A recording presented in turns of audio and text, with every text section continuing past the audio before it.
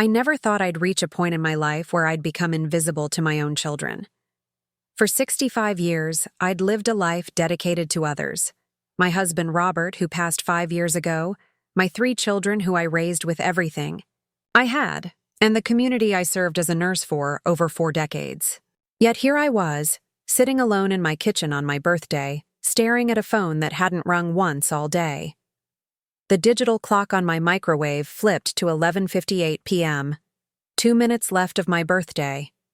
My children, Amanda, Michael, and Sophia, had forgotten completely. No calls, no messages, no surprise visits, nothing. As the realization settled in my chest like a stone, I couldn't even cry. The pain had moved beyond tears into something deeper, more hollow. My fingers trembled slightly as I reached for the small glass of whiskey I'd poured myself, Robert's favorite, kept all these years for special occasions.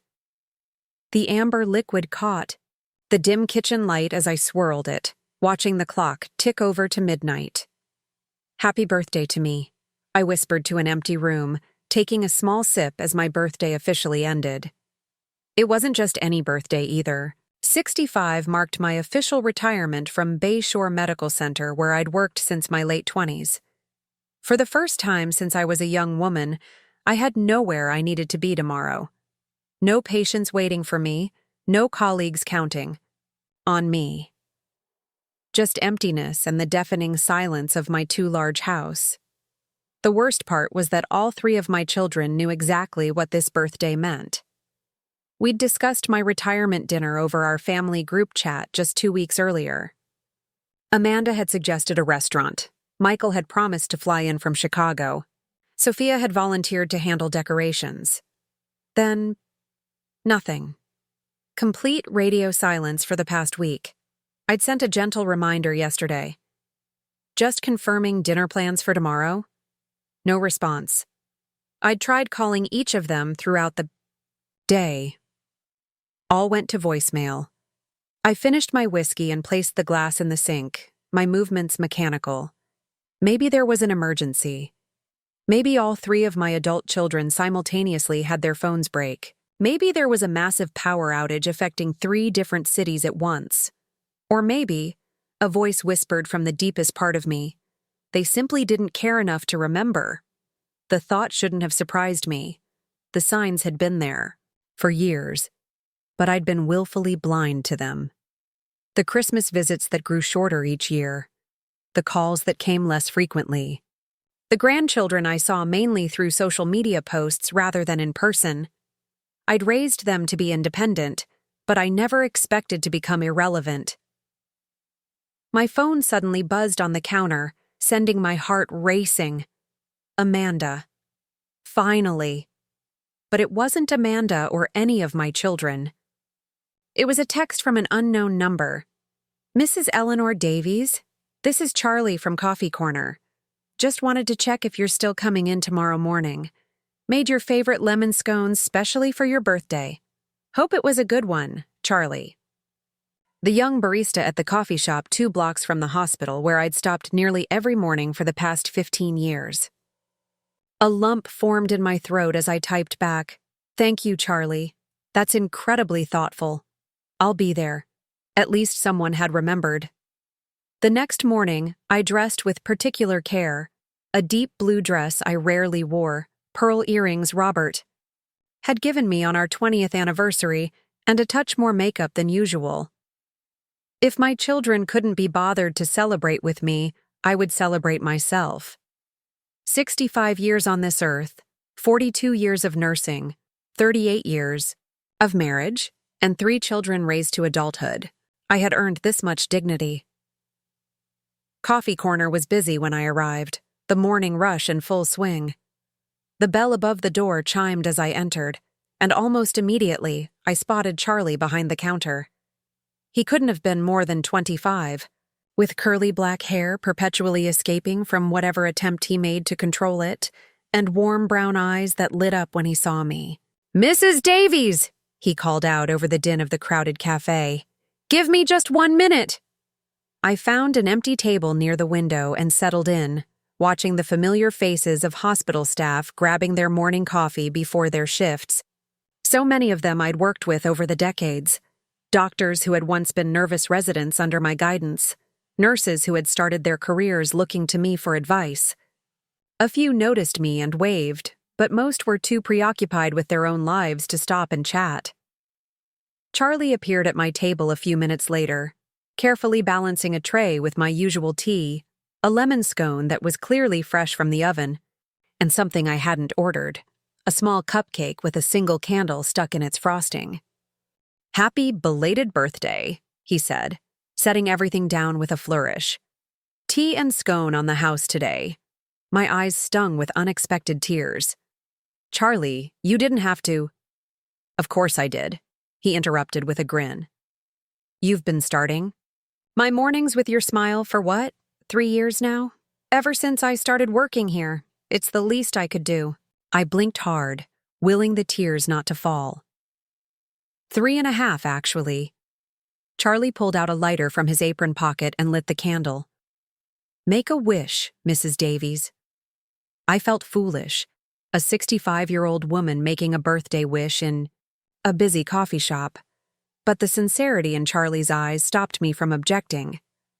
I closed my eyes, wished briefly for something I couldn't quite articulate even to myself, and blew out the tiny flame. Charlie clapped his hands together. "Excellent. Now it's official." "What is?" "Your birthday celebration. Can't have a birthday without cake and a wish." He glanced over his shoulder as someone called his name from behind the counter. "Duty calls? Enjoy your breakfast, Mrs. Davies." "Eleanor," I said suddenly, surprising myself. "Please, call me Eleanor." He smiled, warm and genuine. "Eleanor it is. Enjoy your retirement day 1. As he hurried back to work, I stared at the small cupcake with its wisp of smoke still rising from the extinguished candle. Such a simple gesture, yet it had moved me more deeply than anything in recent memory. Charlie barely knew me, just a regular customer who came in for tea and occasional conversation, yet he'd remembered my birthday and retirement when my own children hadn't. I took a bite of the lemon scone, still warm and buttery, and made a decision. I would not spend today wallowing in self-pity. I pulled out my phone and did something I'd been considering for months, but had never found the courage to do. I called my lawyer. "Eleanor," Martin Goldstein answered warmly. We'd known each other for decades. He'd handled Robert's estate after his passing. "How are you? And happy birthday, by the way." At least someone else had remembered, though I suspected Martin had a reminder in his calendar. "Thank you, Martin. I'm calling because I'd like to make some changes to my will. As soon as possible, actually." There was a brief pause on the other end. "I see. Well, I have some time this afternoon around 3 if that works for you." "Perfect," I replied, my voice steadier than I expected. "I'll see you then." After hanging up, I finished my tea and watched people rush past the windows, all caught up in their own lives. The weight in my chest hadn't disappeared, but it had, shifted somehow, becoming more bearable as purpose replaced hurt. On my way out, I caught Charlie's eye and waved goodbye. He gave me a thumbs up from behind the espresso machine, his genuine smile visible even from across the room. For the first time in longer than I could remember, I felt seen.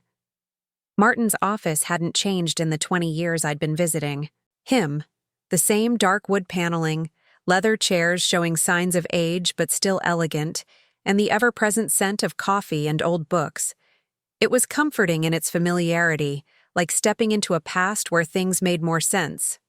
"So, Martin," said after we'd exchanged pleasantries and settled into our respective seats, "you mentioned changes to your will. What did you have in mind?" I took a deep breath. "I want to completely restructure it." Martin's eyebrows rose slightly. He was too professional to show surprise, but I knew him well enough to recognize his subtle reactions. "Currently, your estate is divided equally among your 3 children, with small provisions for your grandchildren's education. Are you looking to adjust the percentages?" "No," I said firmly. I want to remove my children entirely. Now Martin didn't bother hiding his shock. Eleanor, that's significant. May I ask what prompted this? I hadn't planned to explain, but sitting there across from Martin, who had guided me through Robert's death, who had known us both for decades, the words spilled out before I could stop them. They forgot my birthday, Martin. My 65th. Birthday. My retirement day. We had plans for dinner, all of us together, and they just forgot. No calls, no texts, nothing. My voice remained even, though I could feel heat rising in my face. And it's not just that. It's years of growing distance, of feeling like an afterthought in their lives. I've become convenient to ignore until they need something, usually money or free childcare. Martin leaned back in his chair, his expression contemplative rather than judgmental. Families go through rough periods, Eleanor. Your children are at ages where career and their own families demand attention. Perhaps this was an unfortunate oversight rather than deliberate neglect. That's just it, I replied. Even if it was an oversight, what does that say about my place in their lives? That I'm so insignificant they can collectively forget a day we explicitly planned to celebrate together? I shook my head. No, Martin. This was just the final confirmation of something I've been feeling for years. They've taken me for granted once too often. And you're certain this isn't a decision made in the heat of emotion? Changing your will is certainly your right, but it's a significant step. I appreciated his caution. It was why he was such a good lawyer. I've never been more certain. Besides, I'm not planning to die anytime soon. If they somehow transform into the caring, attentive children I raised them to be, I can always change it back. Martin nodded slowly. Fair enough. So if not your children, who do you want to name as beneficiaries? This was the part I was less certain about. I had nearly $2 million between Robert's life insurance, our investments, retirement accounts, and the house. Not a vast fortune, but substantial, the result of decades of careful saving, and Robert's knack for modest but successful investments. I'm considering establishing a scholarship fund for nursing students, I said. This much I had thought about before. Something in Robert's and my name. That's admirable, Martin said, making notes. Would you want to allocate all your assets to this fund, or did you have other beneficiaries in mind? I hesitated. The idea had formed barely an hour ago, sitting in coffee corner watching Charlie's genuine kindness toward everyone who entered. There's someone else, a young man named Charlie Winters. He works at Coffee Corner near Bayshore Medical. Martin's pen paused above his legal pad. A barista? May I ask your relationship to him? He's the only person who remembered my birthday, I said simply. To Martin's credit, he didn't question this further, though I could see the concern in his eyes. Eleanor, leaving substantial assets to someone outside the family, particularly someone you don't know well, could potentially be challenged by your children after your passing. The courts tend to look skeptically at significant changes that disinherit children in favor of recent acquaintances. We're not recent acquaintances. I've known Charlie for over 3 years. And besides, I added with a touch of defiance, it's my money. I earned it alongside Robert. I can leave it to whomever I choose. Legally, yes, Martin agreed. But practically speaking, such changes often lead to contested wills and family disputes that can drag on for years. What if we structured it differently? Perhaps a portion to this young man, with the majority to the scholarship fund. That might be less likely to trigger a legal challenge. I considered this. My goal wasn't to punish my children, not really. It was to acknowledge the people who had actually seen me as a person, not just as a convenience. All right, I conceded. 50% to the nursing scholarship fund, 30% to Charlie Winters, and the remaining 20% divided among my grandchildren's education funds to be held in trust until they're ready for college. Martin nodded, writing this down. Nothing for your children directly? Nothing, I confirmed. If they've demonstrated anything, it's that they don't need me or anything I have to offer. I'll draft the changes and have you come in to sign them next week, Martin said. And Eleanor? I hope things improve with your family. I truly do. Thank you, Martin. So do I. But I'm not holding my breath. As I left his office and stepped out into the bright afternoon sunlight, I felt lighter than I had in years. The hurt was still there, but now it was accompanied by something else, a sense of having taken back control, of having made a choice that was entirely my own.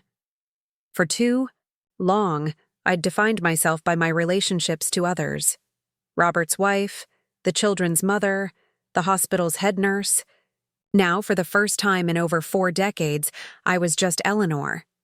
And Eleanor, I decided, deserved better than to be forgotten. My phone buzzed in my purse as I reached my car. 3 separate text messages, all arriving within minutes of each. Other, Amanda. Mom, I'm so sorry about yesterday. Work crisis. Can we reschedule for this weekend? Michael. Just remembered we were supposed to do dinner for your B-Day. Completely slipped my mind with the kids' summer camp registration. Rain check? Sophia. OMG, Mom. I feel terrible. Lost track of the days completely. Senior partners had me working round the clock on this merger. Let me make it up to you. I stared at the messages for a long moment, feeling the familiar tug of maternal forgiveness. They were busy. They had their own lives. They were sorry. But as I thought about the empty kitchen last night, the silent phone, and the young barista who had remembered without prompting or obligation, something hardened inside me. I typed a single reply to the group chat. No need to worry. I celebrated, with people who remembered. Then I put my phone away, started the car, and drove toward my future, whatever that might hold. The calls started that evening. Amanda was first, her voice a practiced blend of apology and subtle defensiveness. The tone I'd heard countless times from her since childhood whenever she was caught in a mistake she wasn't truly sorry for.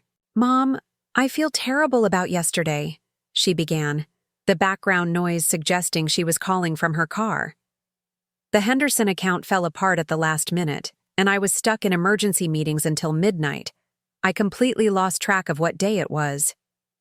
I sat in my living room, staring at the framed family photos arranged on the mantel, Amanda's wedding, Michael's college graduation, Sophia holding her firstborn, moments when they still needed me, still saw me. It happens, I replied, my voice neutral. Work is important. There was a pause on the other end. Amanda had clearly expected either emotional forgiveness or hurt anger, not this calm detachment. Well, good. I'm glad you understand. Her voice brightened, sensing an easy resolution. How about dinner this Saturday instead? Michael said he might be able to fly in, and Sophia can probably get a sitter for the kids. Might? Probably? I echoed. Don't go to any trouble, Amanda. As I said in my text, I celebrated with others. Others? What others? The confusion in her voice would have been comical if it hadn't been so revealing. The idea that I might have a life beyond family, friends, colleagues, a community of my own, seemed genuinely baffling to her. Just some people who remembered what day it was, I said, unwilling to explain further. Listen, Amanda, I'm a bit tired. Retirement day 1 has been quite eventful. Oh, another pause. Right. Yesterday was your last day too. How did that go? Did they have a party or something? Of course she didn't know. My retirement party had been the previous week, a lovely affair organized by my colleagues with speeches, gifts, and tears. I'd invited all 3 of my children. None had attended, each citing various commitments they couldn't possibly rearrange. It was nice, I said simply. I should go now. I have plans this evening. Plans? With who? The incredulity in her voice stung more than she could know. "Good night, Amanda." I hung up before she could respond, then immediately turned off my phone. I couldn't face similar conversations with Michael and Sophia, not tonight. Their calls could wait until tomorrow, when perhaps I'd have rebuilt some of the emotional armor that had cracked open yesterday. The silence of the house enveloped me again. I'd lived here for 35 years, raised 3 children within these walls, grieved for my husband in this very room. Now it felt like a museum of a life that was slipping away from me, preserved but no longer truly lived in. On impulse, I grabbed my purse and keys. I had told Amanda I had plans, so why not make it true? Coffee Corner was transformed in the evening, the bright, bustling cafe of the morning now a warm, intimate space with soft lighting and quiet music. They'd extended their hours last year, adding a small selection of wines and desserts to the evening menu, a fact I'd noted but never taken advantage of until now. The bell chimed softly as I entered.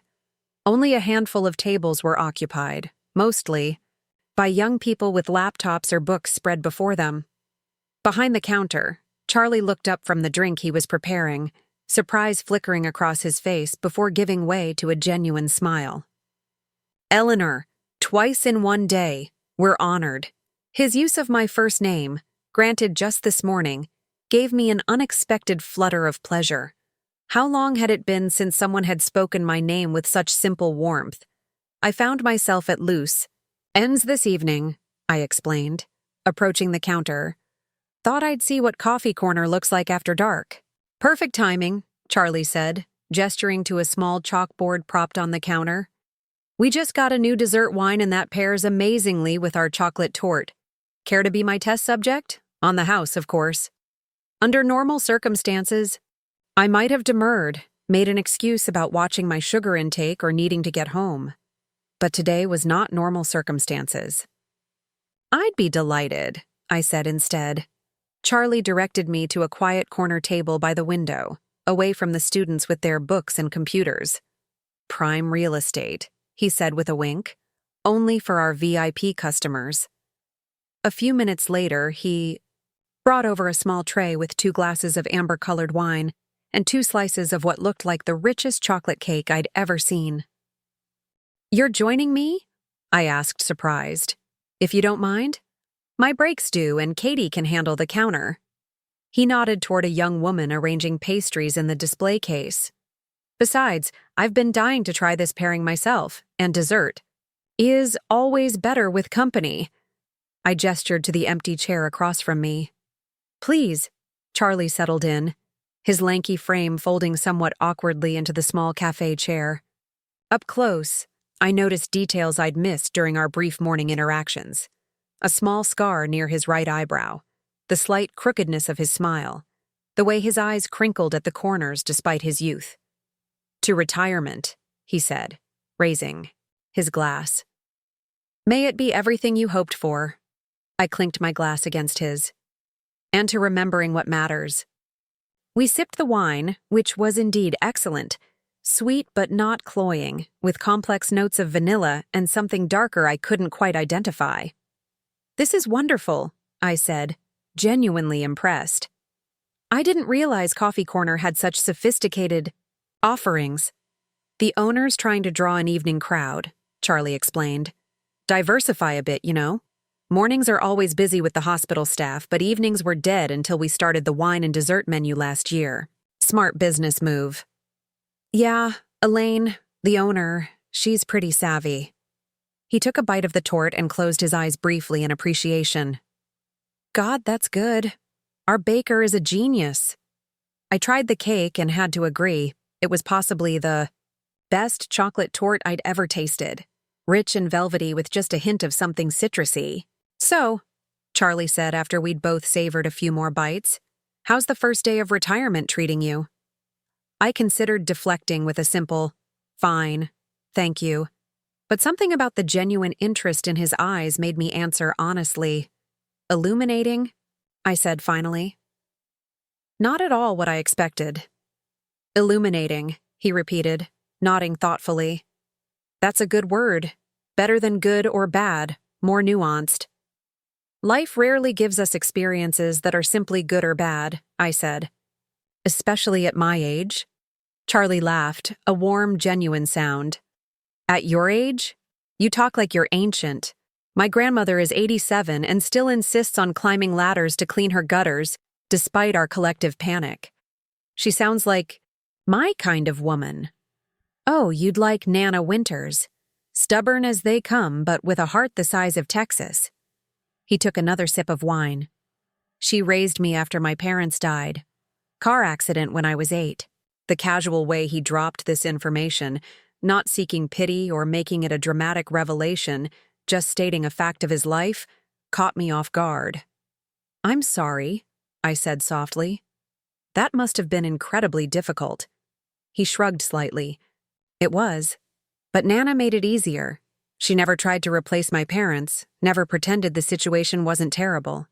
She just loved me through it. Gave me space to be angry and sad, but never let me get lost in it. A small smile played at his lips. She's the reason I remember birthdays, actually. After my parents died, she made this huge deal about every birthday, every milestone. Said celebrations matter most when life is hardest. The simple wisdom of that statement hit me with unexpected force. Celebrations matter most when life is hardest. I thought of all the birthdays and anniversaries I'd downplayed after Robert died, insisting to my children that I didn't need any fuss. Had that been a mistake? Had I trained them to think I didn't value those moments? Your grandmother sounds like a wise woman, I said, pushing the thought aside for later examination. Wisest I know, Charlie agreed. Even if she does make questionable decisions involving ladders and second-story windows. Our conversation flowed easily after that, moving from family stories to books we'd enjoyed, places we'd traveled, and the small daily observations that make up a life. Charlie, I discovered, was not only kind but genuinely interesting. Well-read, thoughtful, with a quiet humor that repeatedly caught me by surprise. When he mentioned he was taking night classes in business management while working full-time, I found myself unexpectedly impressed. That can't be easy, I commented. Working here all day and then studying at night. Worth it, though, he said with conviction. I want to open my own place someday, something like Coffee Corner, but with my own twist. What sort of twist? His eyes lit up. I want to combine a cafe with a community space, book clubs, local art displays, maybe even small concerts some evenings. A place where people connect, not just grab coffee and go. He laughed self-consciously. Sorry, I don't usually ramble. About my pipe dreams to customers. I'm not just a customer today, I reminded him. I'm Eleanor, remember? And I think your dream sounds wonderful. Before he could respond, Katie called over from behind the counter. Charlie, break's been over for 10 minutes and there's a line forming. I glanced over, surprised to see several people had indeed entered while we were talking. Charlie looked equally startled, checking his watch with a grimace. Sorry, lost track of time. He stood quickly, gathering our empty plates and glasses. This was really nice, Eleanor. Thanks for letting me crash your evening. The pleasure was mine, I said, meaning it completely. Thank you for the excellent wine and cake. And the company. He grinned that slightly crooked smile. Come back anytime. Evening Eleanor is just as welcome as morning Eleanor. As I watched him hurry back behind the counter, efficiently taking orders and chatting with customers, I realized I'd just spent nearly an hour in genuine conversation with someone who hadn't once mentioned my children, asked for advice, or treated me as though my retirement meant I had suddenly become available for unlimited babysitting or household help. Charlie had simply treated me as a person, interesting in my own right, worthy of conversation, with a future still unfolding rather than a past to be neatly categorized and shelved.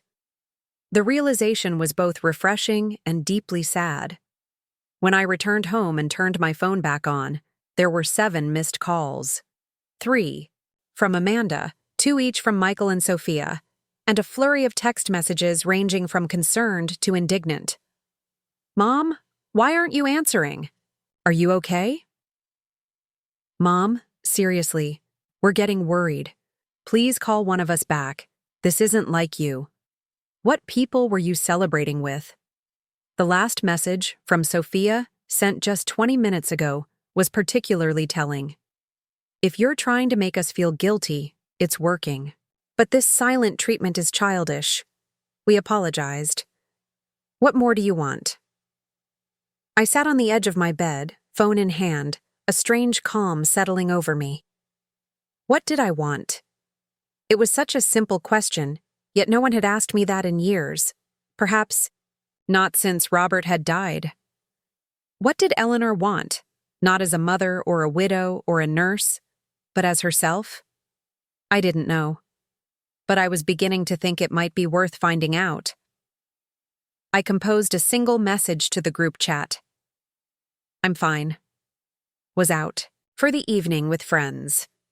Not ignoring you, just living my life. We can talk tomorrow. Then I silenced my phone, changed into my nightgown, and for the first time in longer than I could remember, fell asleep thinking about the future rather than the past.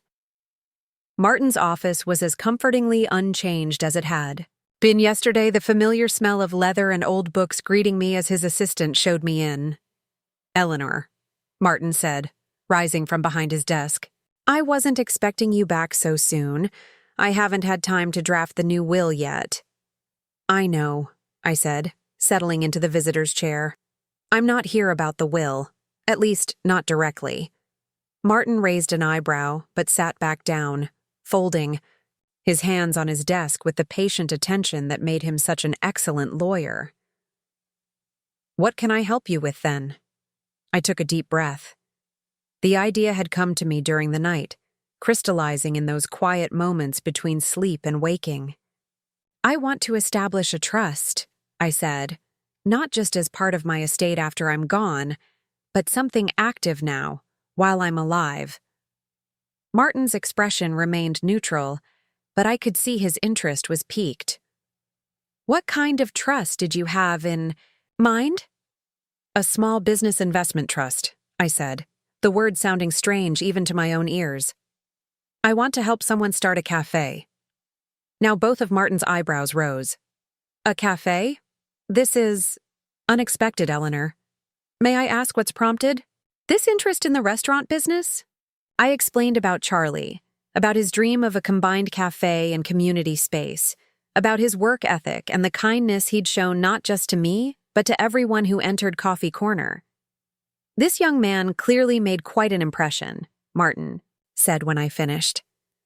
His tone wasn't judgmental, merely observational. He did, I agreed. But this isn't just about gratitude for remembering my birthday. It's about recognizing potential and purpose. I leaned forward slightly. Martin, I've spent my entire adult life helping others, as a nurse, as a mother, as a wife. But it was always within structures others created. The hospital, the family, the marriage. For the first time, I have the opportunity to decide exactly how I want to help and who I want to support. Martin nodded slowly. I understand that impulse. But Eleanor, starting a business is incredibly risky. Most new restaurants and cafes fail within the first year. Have you considered other ways to support this young man's education or career? Goals? Perhaps a no-interest loan for his business classes? I've thought about this all night, I said firmly. I don't want to just give Charlie money. I want to invest in his vision, to be part of creating something that could benefit the whole community. If it fails, it fails. But at least I will have tried something new, something meaningful, while I still can. Martin studied me for a long moment, his expression softening. Robert always said you were the bravest person he knew. I think I'm starting to see what he meant. He reached for a legal pad. All right, let's talk details. How much are you thinking of investing? $250,000, I said, having already calculated what I could comfortably allocate without impacting my retirement security. Enough to secure a small commercial space and cover initial renovations and equipment. Martin whistled softly. That's substantial. And what sort of arrangement are you envisioning? A silent partnership? Profit sharing? Ownership stake? That's where I need your guidance, I admitted. I want to structure it in a way that gives Charlie the freedom to realize his vision, but also protects my investment and ensures I have some input on major decisions. A limited partnership might work best, Martin suggested, making notes. You'd be a significant investor with certain rights, but day-to-day operations would remain entirely in Charlie's hands. He looked up. Have you discussed any of this with him yet? No, I said. I wanted to understand the legal framework first, and to be honest, I'm not entirely sure how to approach it. Hello, I'd like to give you $250,000 to start a cafe. Sounds rather abrupt. Martin chuckled. Just slightly, though I imagine most entrepreneurs would get over the shock quite quickly. He tapped his pen against the pad, thoughtfully. Perhaps start with a conversation about his business plans. See how developed his concept is, whether he's done any concrete planning or research. That would give you a better sense of whether this is a passing fancy or a serious aspiration. That's excellent advice, I said, feeling a wave of relief. Martin's practical approach was grounding my somewhat impulsive idea. And Eleanor, he added, his expression turning serious, I feel I should ask, have you considered how your children might react to this decision? Investing such a significant sum in a business venture with someone they don't know, especially after your recent disagreement? I hadn't, not really. The realization brought me up short. They'll be upset, I acknowledged after a moment. They'll probably think I'm having some sort of post-retirement crisis or that I'm being manipulated. It might create additional tension at a time when relationships are already strained, Martin noted gently. Perhaps, I conceded. But Martin, if I base all my decisions on my children's approval, am I really retired or just serving a different master? My entire life has been shaped around their needs and wants. Maybe it's time I shaped what's left of it around my own. Martin's expression softened into something like respect. Well said. He made a few more notes on his pad. I'll draw up some preliminary documents for the trust and partnership structure. In the meantime, I suggest having that conversation with Charlie to gauge his interest and commitment level before proceeding further. As I left Martin's office, stepping out into the bright spring sunshine, I felt a curious lightness in my step. For the first time in decades, I was making plans that were entirely my own. Not as someone's mother, wife, or caregiver, but simply as Eleanor Davies, a woman with resources, experience, and the sudden, exhilarating freedom to choose her own path. My phone vibrated in my purse. Amanda again, likely still upset about my brief message last night. The conversation with my children couldn't be postponed indefinitely, I knew. But it could wait a little longer until I had something concrete to tell them. Not just about changes to my will or this potential business investment, but about the fundamental shift occurring within me. For now, I had a young barista to talk to about dreams and possibilities. I decided to wait until the weekend to speak with Charlie about my proposal. It wasn't just that I needed time to organize my thoughts. I also wanted to observe him more in his natural environment, to confirm my instincts about his character before proceeding with such a significant offer. So for the next 3 days, I made Coffee Corner my morning destination, arriving just after opening when the shop was quietest. Charlie was always there, arranging pastries in the display case or calibrating the espresso machine, greeting every early customer by name and often having their regular orders started before they reached the counter. I watched how he handled the sudden rushes that came when shifts changed at the hospital, maintaining his cheerful efficiency even when the line stretched to the door. I noticed how he slipped extra cookies to the tired-looking medical residents, refused payment from the elderly man who came in each day for a single black coffee, and stayed late to help the morning baker prepare for the next day. Everything I saw only confirmed what I already believed.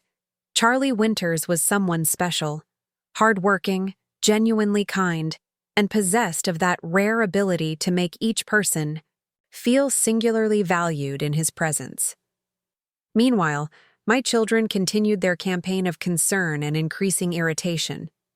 I'd finally spoken with each of them by phone, accepting their apologies with more grace than I truly felt, and deflecting their questions about my mysterious friends and sudden social life. I promised we would get together soon, but remained deliberately vague about when that might happen. Their texts had grown more frequent and probing. "Mom, are you sure you're okay?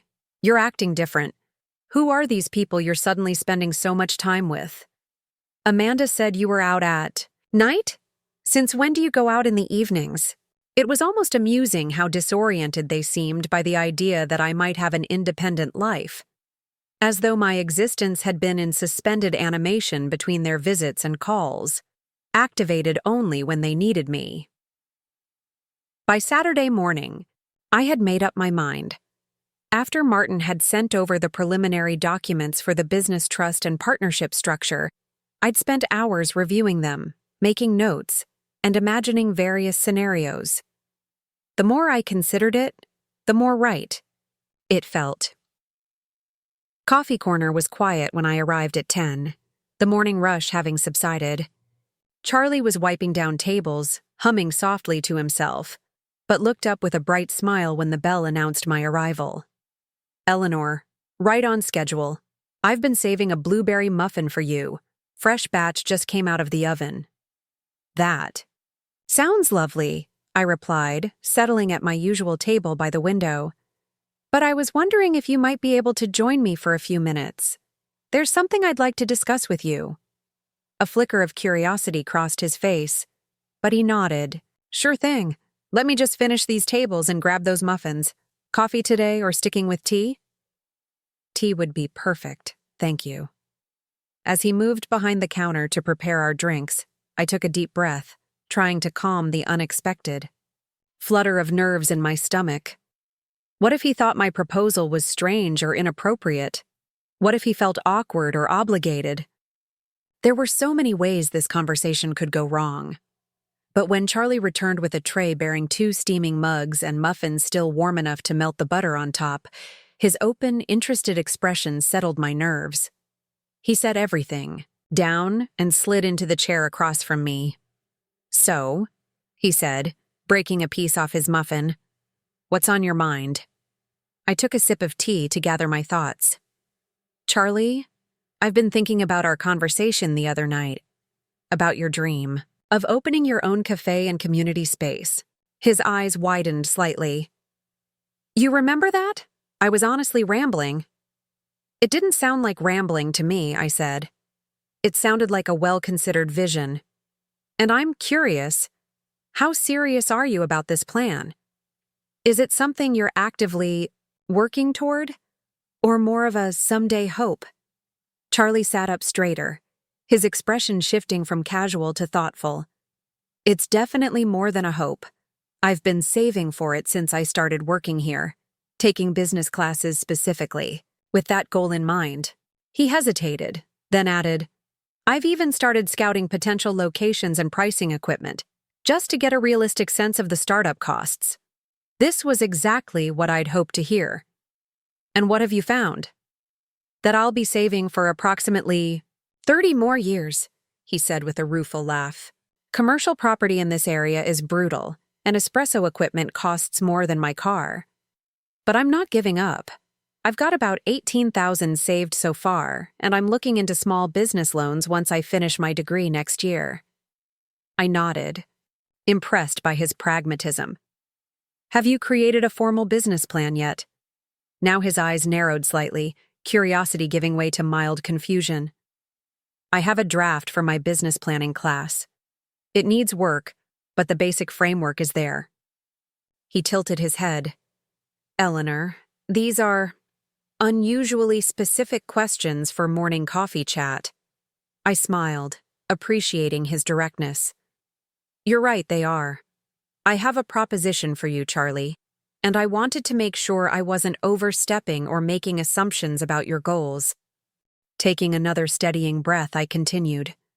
I recently retired, as you know, and I've been thinking about how I want to spend this next chapter of my life. I have resources that I'm fortunate enough not to need for my basic security, and I've decided I'd like to invest some of them in something meaningful, specifically in helping you realize your vision for this cafe and community space. Charlie's muffin paused halfway to his mouth, his expression frozen in surprise. I'm not sure I understand. I'd like to establish a business investment trust that would provide the capital for you to start your cafe, I explained, keeping my voice calm and matter of fact. You would manage the business and make day-to-day decisions, while I would be a silent partner with input on major financial matters. All profits would initially go back into the business, with an eventual profit-sharing arrangement once the cafe is established and successful. Charlie carefully set down his muffin, his face a study in restrained shock. Eleanor, I don't even know what to say. That's an incredibly generous offer, but... He shook his head as if to clear it. Can I ask why? We barely know each other. It was a fair question, one I'd anticipated. Do you remember what you told me about your grandmother? How she taught you that celebrations matter most when life is hardest? He nodded, still looking dazed. Well, you were the only person who remembered to celebrate with me on one of the hardest days of my recent life, my birthday and retirement coinciding, with not a word from my family. I held up a hand as his expression turned sympathetic. I'm not telling you this for pity. I'm telling you because that small kindness revealed something about your character that I've since confirmed by watching you work. You see people, Charlie. Really see them. And your vision for a community space reflects that quality. I smiled, feeling suddenly lighter for having voiced these thoughts. I've spent my life caring for others, my patients, my family. I'd like to use some of what I've earned to support someone who shares that value of caring, but in a different way. A cafe that brings people together, that creates connections and community. That's something worth investing in. Charlie was silent for a long moment, his gaze dropping to the table and then back to my face, as if searching for some hidden agenda. I don't know what to say, he finally admitted. This is like something out of a movie, not real life. I understand it's unexpected, I acknowledged. And I want to be clear. This isn't charity or a gift, it's a business partnership. I believe your cafe concept has genuine potential, and I'd expect you to treat this as a serious venture with all the responsibilities that entails. He nodded slowly, his initial shock giving way to thoughtful consideration. How much... what kind of investment are we talking about? $250,000, I said directly. Enough to secure a modest commercial space, cover renovations, purchase equipment, and provide operating capital for the first year. Charlie actually paled, his eyes widening to an almost comical degree. That's a house. You're talking about house money. I am, I agreed. And it's not a decision I've made lightly. I've consulted with my attorney about the legal structure, and I've thought carefully about whether this is how I want to use these resources. I believe it is. He ran a hand through his curly hair, leaving it more disheveled than usual. I don't even know what questions to ask. This is so far beyond anything I ever expected. You don't need to decide right now, I assured him. In fact, I'd prefer you didn't. This is a significant proposition, and you should take time to think about it. I have some preliminary documents from my lawyer that outline the proposed partnership structure. Take them home, review them, ask your own questions, talk to your grandmother, if that would help. At the mention of his grandmother, Charlie's expression cleared slightly. Actually, yes, that would help. Nana has a pretty good radar for, everything. He hesitated, then asked bluntly, Eleanor, is there anything else I should know about why you're doing this? It's incredibly generous, but it's also unusual, I supplied. Yes, I suppose it is. But Charlie, At my age, convention becomes less compelling. I've done everything I was supposed to do, worked hard, saved carefully, raised my family. Now I want to do something unexpected, something that reflects my own values and choices, not just what others expect of me. Charlie studied me for a long moment, then nodded slowly. I can understand that, actually. My Nana says getting older is liberating that way. You start caring less about what people think and more about what feels right. Your Nana is a wise woman, I said with a smile. So, will you at least consider my proposal? Are you kidding? Of course I'll consider it, he said, a tentative smile breaking through his shock. This is incredible, overwhelming, but incredible. I just don't want to disappoint you. The only way you could disappoint me is by not taking this seriously, I told him. I believe in your vision, Charlie. I'm just offering the resources to help make it happen sooner rather than later. As I left Coffee Corner that morning, having given Charlie a sealed envelope containing Martin's preliminary documents, I felt a curious mix of emotions. Excitement, nervousness, but most of all, a profound sense of purpose that had been missing from my life for longer than I cared to admit. Whether Charlie accepted my proposal or not, I had taken a step toward defining who Eleanor Davies would be in this new chapter of her life. Someone who made her own decisions, who invested in what she believed in, who refused to simply fade into the background of others' lives. It was exhilarating and terrifying.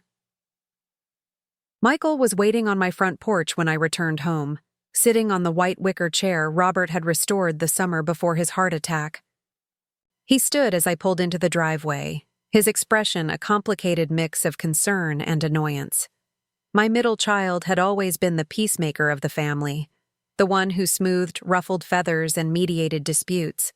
Seeing him here, unannounced, told me that my children had moved from confused to genuinely worried about my recent behavior. Michael, I said as I approached, keeping my tone light. This is a surprise. Why didn't you call to let me know you were coming? I did, he replied, holding up his phone. 3 times this morning, you didn't answer. I realized I'd left my phone on silent after meeting with Charlie, too absorbed in my thoughts to check it. I'm sorry, I didn't hear it ring. I was out. Having coffee with a friend. Michael's eyebrows rose slightly at the word friend, but he didn't comment directly. Instead, he said, Mom, we need to talk. All of us. Amanda and Sophia are on their way. A flicker of irritation rose within me.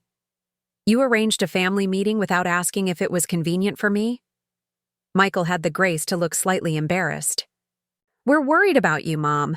You've been acting different since your birthday. Not answering calls, being vague about where you're going and who you're with.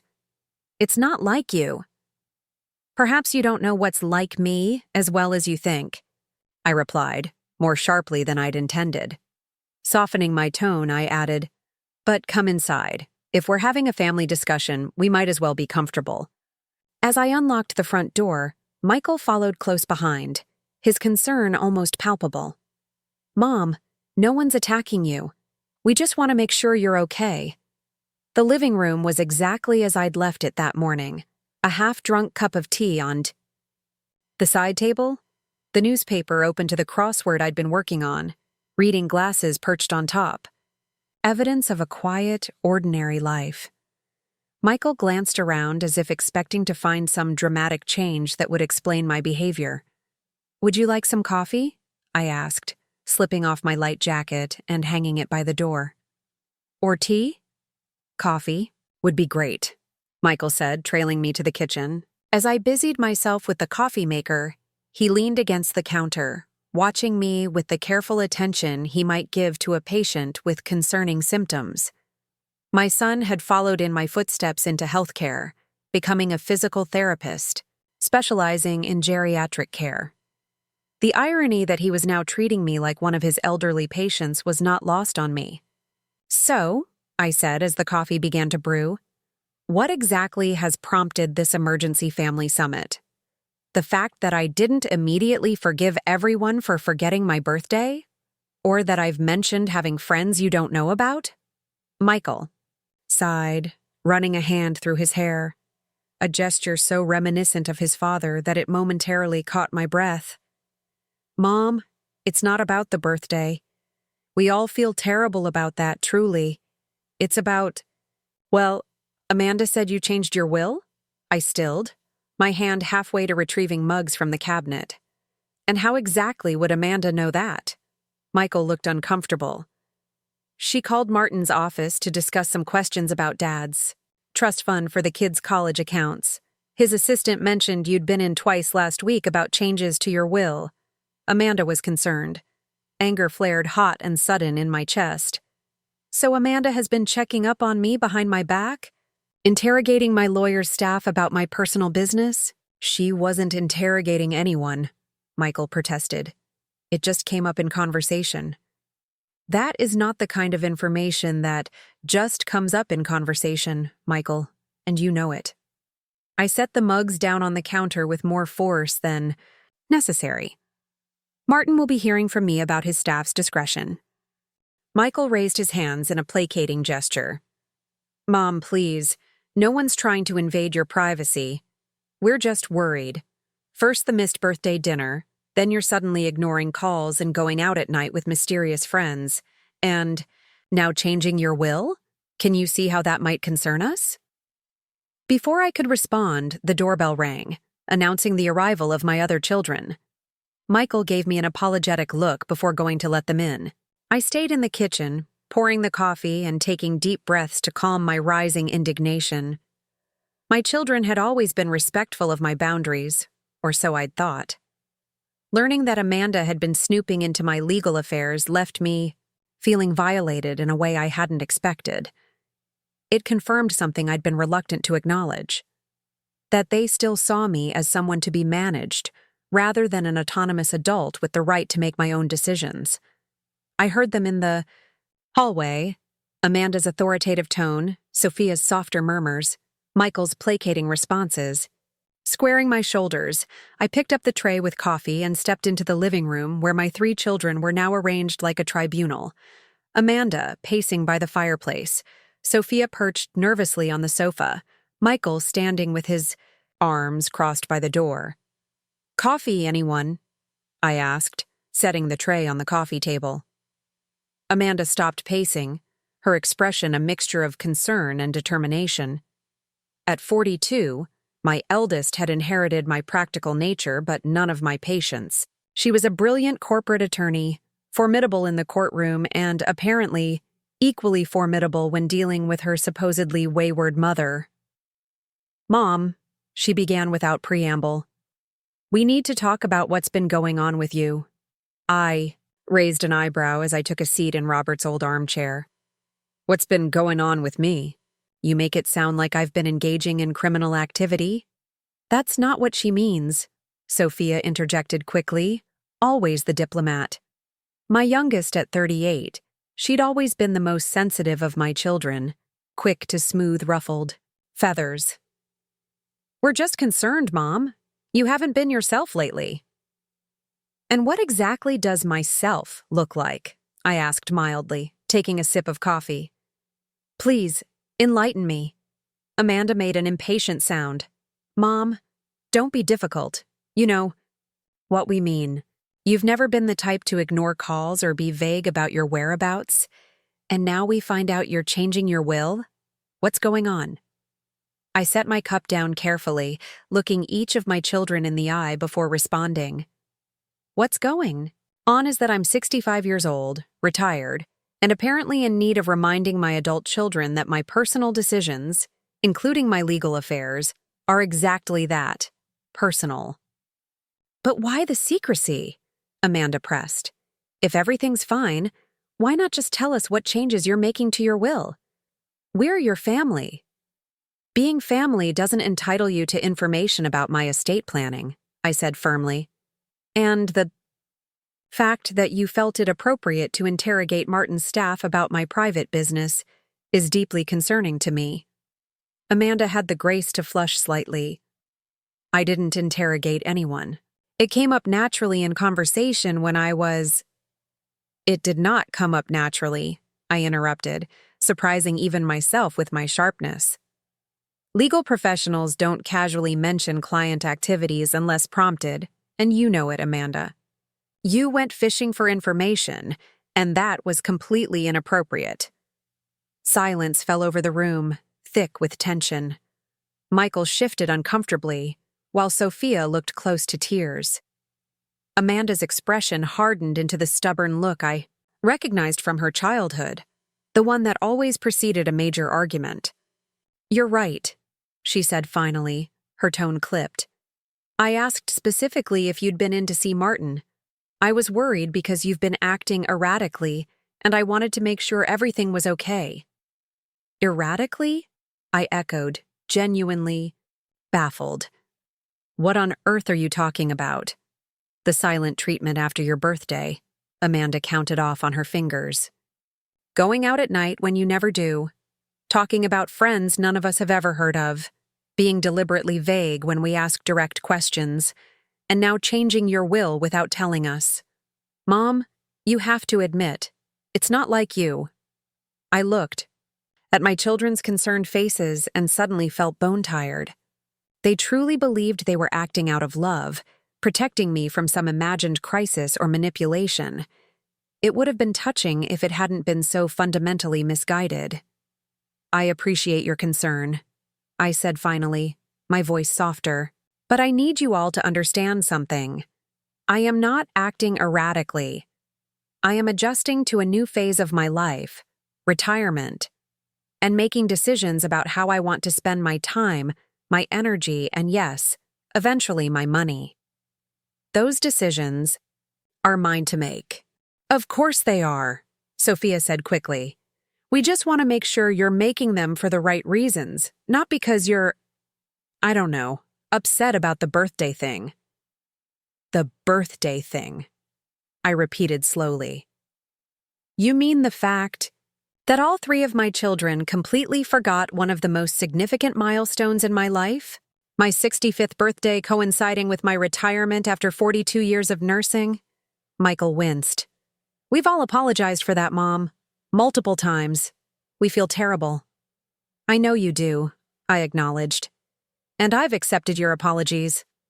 But that experience made me realize something important. I've spent my entire adult life centered around other people's needs. My patients, your father, you three. Now, for the first time, I have the opportunity to center my own needs and interests. And that's exactly what I intend to do." Amanda's expression remained skeptical. "And these mysterious new friends are part of that plan? Who are they exactly?"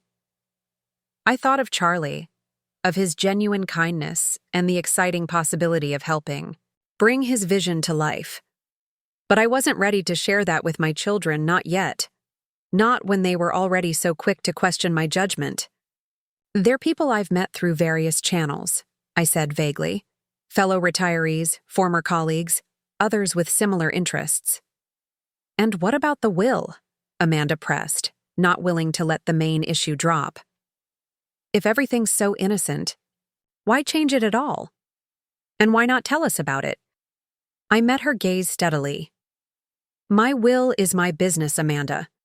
The fact that you think you're entitled to know its contents before my death is precisely the kind of attitude that concerns me." "So you are cutting us out," she said, her voice rising. "After everything we've done for you?" "Everything you've done for me?" I interrupted, genuine bewilderment in my voice. "What exactly have you done for me, Amanda? Because from where I'm sitting, the balance of giving has been rather one-sided for most of our relationship." The room fell silent again, the tension now almost unbearable. Amanda looked as though I'd slapped her, while Sophia had tears streaming down her face. Michael stood frozen, his therapist's calm completely abandoned. "I think," I said into the silence, "that this conversation has gone far enough for today. I love you all very much, but I need you to understand and respect that I am an independent adult who doesn't need supervision or intervention. My financial decisions, my social life, and my daily activities are mine to determine. I stood, signaling that the discussion was over. We can talk again when everyone's had time to reflect on boundaries and mutual respect. Amanda opened her mouth as if to argue further, but Michael placed a hand on her arm, shaking his head slightly. Always the peacemaker, sensing when a conversation had reached the point of diminishing returns. "We love you, Mom," Sophia said tearfully as they gathered their things to leave. "We just want to make sure you're okay." "I know," I said, softening slightly. "And I love you too. But part of loving someone is respecting their autonomy, even when you don't understand their choices." After they left, I sat alone in the quiet house, emotions swirling through me like autumn leaves caught in a whirlwind. Anger, sadness, disappointment, but also, unexpectedly, relief. For the first time in decades, I had stood my ground completely, refusing to be managed or made to feel childish for asserting my independence. It hurt to be at odds with my children, but as I sat there in the fading afternoon light, I realized something important. The pain of their disapproval was far less crippling than I had always feared it would be. I was still standing, still breathing, still certain of my path forward. That knowledge felt like freedom. 3 days passed, with no word from Charlie. I continued my morning visits to Coffee Corner, but our interactions remained pleasantly ordinary. He'd greet me warmly, prepare my usual tea, and chat briefly about the weather or local news. Neither of us mentioned my proposal, though I occasionally caught him watching me with a thoughtful expression when he thought I wasn't looking. I didn't press him. This was a life-changing decision, and I respected that he needed time to consider it properly. My children, on the other hand, were less patient. After our confrontational family meeting, they had shifted strategies from direct intervention to a campaign of subtle surveillance and concern. Sophia called daily with transparent excuses, recipes she wanted to share, questions about garden plants, offers to help with errands. Michael texted frequently with links to retirement activities and senior social groups. Amanda, true to her more direct nature, simply showed up at my house unannounced one afternoon with a casserole and probing questions about my mental health since retirement. I handled them all with polite deflection, neither encouraging their hovering nor engaging in further arguments about my independence. This new dynamic between us was uncomfortable but necessary, the painful recalibration of relationships that had become unbalanced over the years. On Thursday morning, I arrived at Coffee Corner to find it unusually quiet. The typical pre-hospital shift rush had passed, and only a few customers lingered over laptops at corner tables. Charlie was alone behind the counter, organizing bags of coffee beans on the display shelf. He looked up when the bell announced my arrival, and something in his expression told me he'd made his decision. "Good morning, Eleanor," he said, his voice carrying a new note of gravity beneath its usual warmth. "Your usual table is free." I settled by the window, arranging my purse and light sweater as Charlie prepared my tea. When he brought it over, he hesitated a moment before sliding into the chair across from mine. "I've been thinking about your proposal," he said without preamble. "A lot." I nodded, taking a cautious sip of tea to steady my unexpectedly fluttering nerves. "I assumed you were. Have you reached a decision?" Charlie's fingers drummed lightly on the table, a rare display of nervous energy from someone usually so composed. "I talked to my grandmother, like you suggested. Showed her the documents. She had opinions." "I imagine she did," I said with a small smile. "Strong ones, I'm guessing." "Very strong," he confirmed, a hint of his usual humor returning. "She spent an hour lecturing me about not looking gift horses in mouths, then another hour worrying it might be too good to be true, then a third hour coaching me on how to negotiate better terms." My smile widened. "She sounds formidable." "She is," Charlie agreed. But in the end, she asked me one question that clarified everything. If money wasn't an issue, "Is this what you'd want to do with your life?" And the answer is yes. He met my gaze directly. "So I'd like to accept your offer, with a few proposed adjustments to the terms." Relief and excitement flooded through me, emotions strong enough to surprise me with their intensity. "I'm delighted to hear that," I said, working to keep my voice level. "And I'm certainly open to discussing adjustments. What did you have in mind?" Charlie pulled a folder from beneath the counter and opened it to reveal several neatly typed pages covered with handwritten notes in the margins.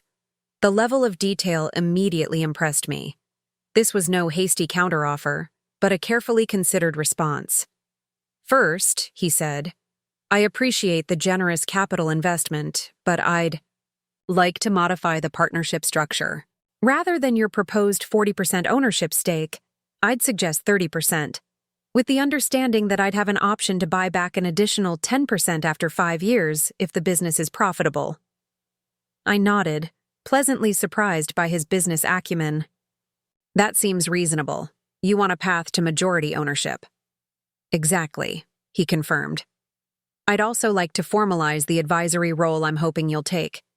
Your life experience and business knowledge would be invaluable, especially in the early stages." "Advisory role?" Charlie looked slightly embarrassed. "That's actually the main reason I want to do this with you specifically, not just anyone with capital. You've seen so much of life, worked with so many different kinds of people. I'd love to have your input on everything from the cafe layout to community programming." His words touched me deeply. This wasn't just about my money. He valued my experience, my perspective.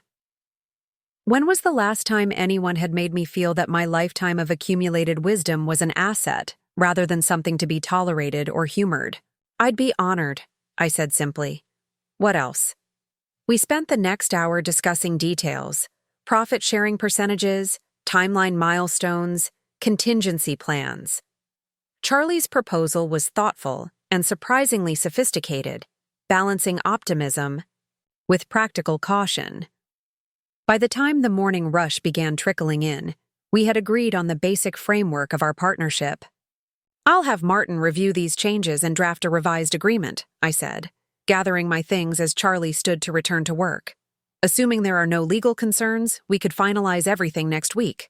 Charlie nodded, his expression a mix of excitement and nervousness. "I still can't quite believe this is happening. 2 weeks ago, I was figuring I'd be saving for another decade before I could even consider starting my own place." "Life can change direction quickly," I said, thinking of how much my own perspective had shifted since my forgotten birthday. "The key is recognizing the opportunity when it presents itself." As I left Coffee Corner that morning, I felt lighter than I had in years, buoyed by a sense of purpose and the genuine pleasure of collaboration. This, I realized, was what had been missing from my relationships with my children. The essential ingredient of mutual respect, of being valued not just for what I could provide, but for who I was. It was a bittersweet realization. "You're investing in a coffee shop?" Martin looked up from the revised partnership agreement Charlie and I had prepared, his expression hovering between professional neutrality and personal concern. "With the young man from Coffee Corner?" "A cafe and community space," I corrected, mildly. "And yes, with Charlie Winters. He's accepted my proposal, with some thoughtful modifications that I believe strengthen the arrangement." Martin leaned back in his chair, studying me carefully. "Eleanor, you know I'm obligated to ensure you're making informed decisions. This is a significant portion of your liquid assets to invest in a high-risk venture with someone you've known, primarily as a service provider." "I understand your concern," I said, "but I've given this considerable thought. Charlie has solid business training, a clear vision, and the personal qualities needed to make this venture successful. More importantly, this project gives me something I've been lacking: meaningful engagement in something I believe in." Martin nodded slowly. "I can appreciate that. Retirement can be a difficult adjustment, especially for someone as active and purpose-driven as you've always been." He hesitated, then added gently, "Have you discussed this with your children yet?" I shook my head. "Not yet, and I'd prefer to have everything finalized before I do." "They're not going to be happy," Martin observed, "especially given your recent tensions regarding your estate planning." "No, they're not," I agreed. "But that doesn't change my decision." Martin sighed, recognizing the familiar determination in my voice. He'd seen it often enough during the decades he'd known me. "All right, I'll review these modifications and prepare the final documents. But Eleanor, as your friend as well as your lawyer, I urge you to proceed with caution. Not about the business itself," he clarified when I began to object, "but about how you present this to your family. This kind of change could easily be interpreted as reactionary." "Because of the forgotten birthday?" I asked, unable to keep a note of defensiveness from my voice. "Because of the timing," Martin said diplomatically. "Major financial decisions made shortly after emotional disappointments naturally raise questions. I'm not saying your decision is wrong, just that the context matters for how others will perceive it." He was right, of course. The proximity of my birthday disappointment to this investment decision would make it easy for my children to dismiss it as emotional retaliation rather than a considered choice. But I was tired of making decisions based on how others might interpret them. "I appreciate your concern," I said, gathering my purse as I stood to leave. "But I can't control how my children will perceive my choices. I can only make the ones that feel right to me." Martin rose as well, his expression softening. "For what it's worth, I think Robert would approve. He always said you had good instincts about people." The mention of my late husband brought an unexpected lump to my throat. "Thank you, Martin. That means a great deal." As I drove home, I thought about what Robert would make of all this. My strained relationship with our children, my impulsive business venture with a young barista, my late-life assertion of independence. He had always been my strongest supporter, the one who encouraged me to trust my instincts even when conventional wisdom suggested otherwise. "You've got good radar, Ellie," he used to say. "Better than any fancy consultant or expert. If something feels right to you, there's usually a good reason for it." The memory brought both comfort and a fresh wave of grief. 5 years after his death, I still found myself turning to have conversations with him, only to be reminded anew of his absence. Would this ever change? Or would I spend the rest of my life caught in these moments of forgetting and remembering, like waves pulling, back and crashing forward on an endless shore? By the time I arrived home, the sun was setting, casting long shadows across my front yard. I was tired suddenly, the emotional weight of the day settling over me like a heavy blanket. All I wanted was a quiet evening with a book, and perhaps a glass of wine. No family drama, no business negotiations, just peaceful solitude. But as I pulled into my driveway, I saw Amanda's car parked at the curb. So much for a peaceful evening. I took a deep breath, gathering my resolve before exiting the car. Whatever confrontation awaited me inside, I would face it with the same clarity and determination I'd found in recent weeks. This was my life, my home, my decision. I would not be swayed by guilt or manipulation, no matter how well-intentioned. When I unlocked the front door, the house was quiet. No sign of Amanda in the entryway or living room. For a moment, I wondered if she'd given up waiting and left, but then I heard movement from the kitchen. Following the sound, I found my eldest daughter sitting at my kitchen table, a cup of coffee in front of her and a thick folder of papers spread across the polished wood surface. "Amanda," I said, setting down my purse on the counter. "This is a surprise." She looked up, her expression serious but not combative. "Hi, Mom. I hope you don't mind. I used my key. I've been waiting about an hour." "You could have called first," I pointed out, moving to fill the electric kettle for tea. "Would you have agreed to see me?" The question caught me off guard with its directness. Of course I would. You're my daughter. Amanda gave me a look that spoke volumes about her skepticism. You've been avoiding all of us since our discussion last week. Not returning calls, giving vague responses to texts. It's felt a lot like you're shutting us out. I sighed, setting a tea bag in my favorite mug as I waited for the water to boil. I've needed some space to think, Amanda. That's not the same as shutting you out. Fair enough, she conceded, gesturing to the chair across from her. But we need to talk, Mom. Seriously talk, without anyone getting defensive or storming out. Something in her tone, a note of genuine concern rather than controlling judgment, made me relent. I nodded, joining her at the table once my tea was prepared. All right, I said, wrapping my hands around the warm mug. What is it you want to talk about? Amanda shuffled the papers in front of her, suddenly looking less confident. I've been doing some research, she began. Research? I echoed, immediately wary. About retirement adjustment, she clarified quickly.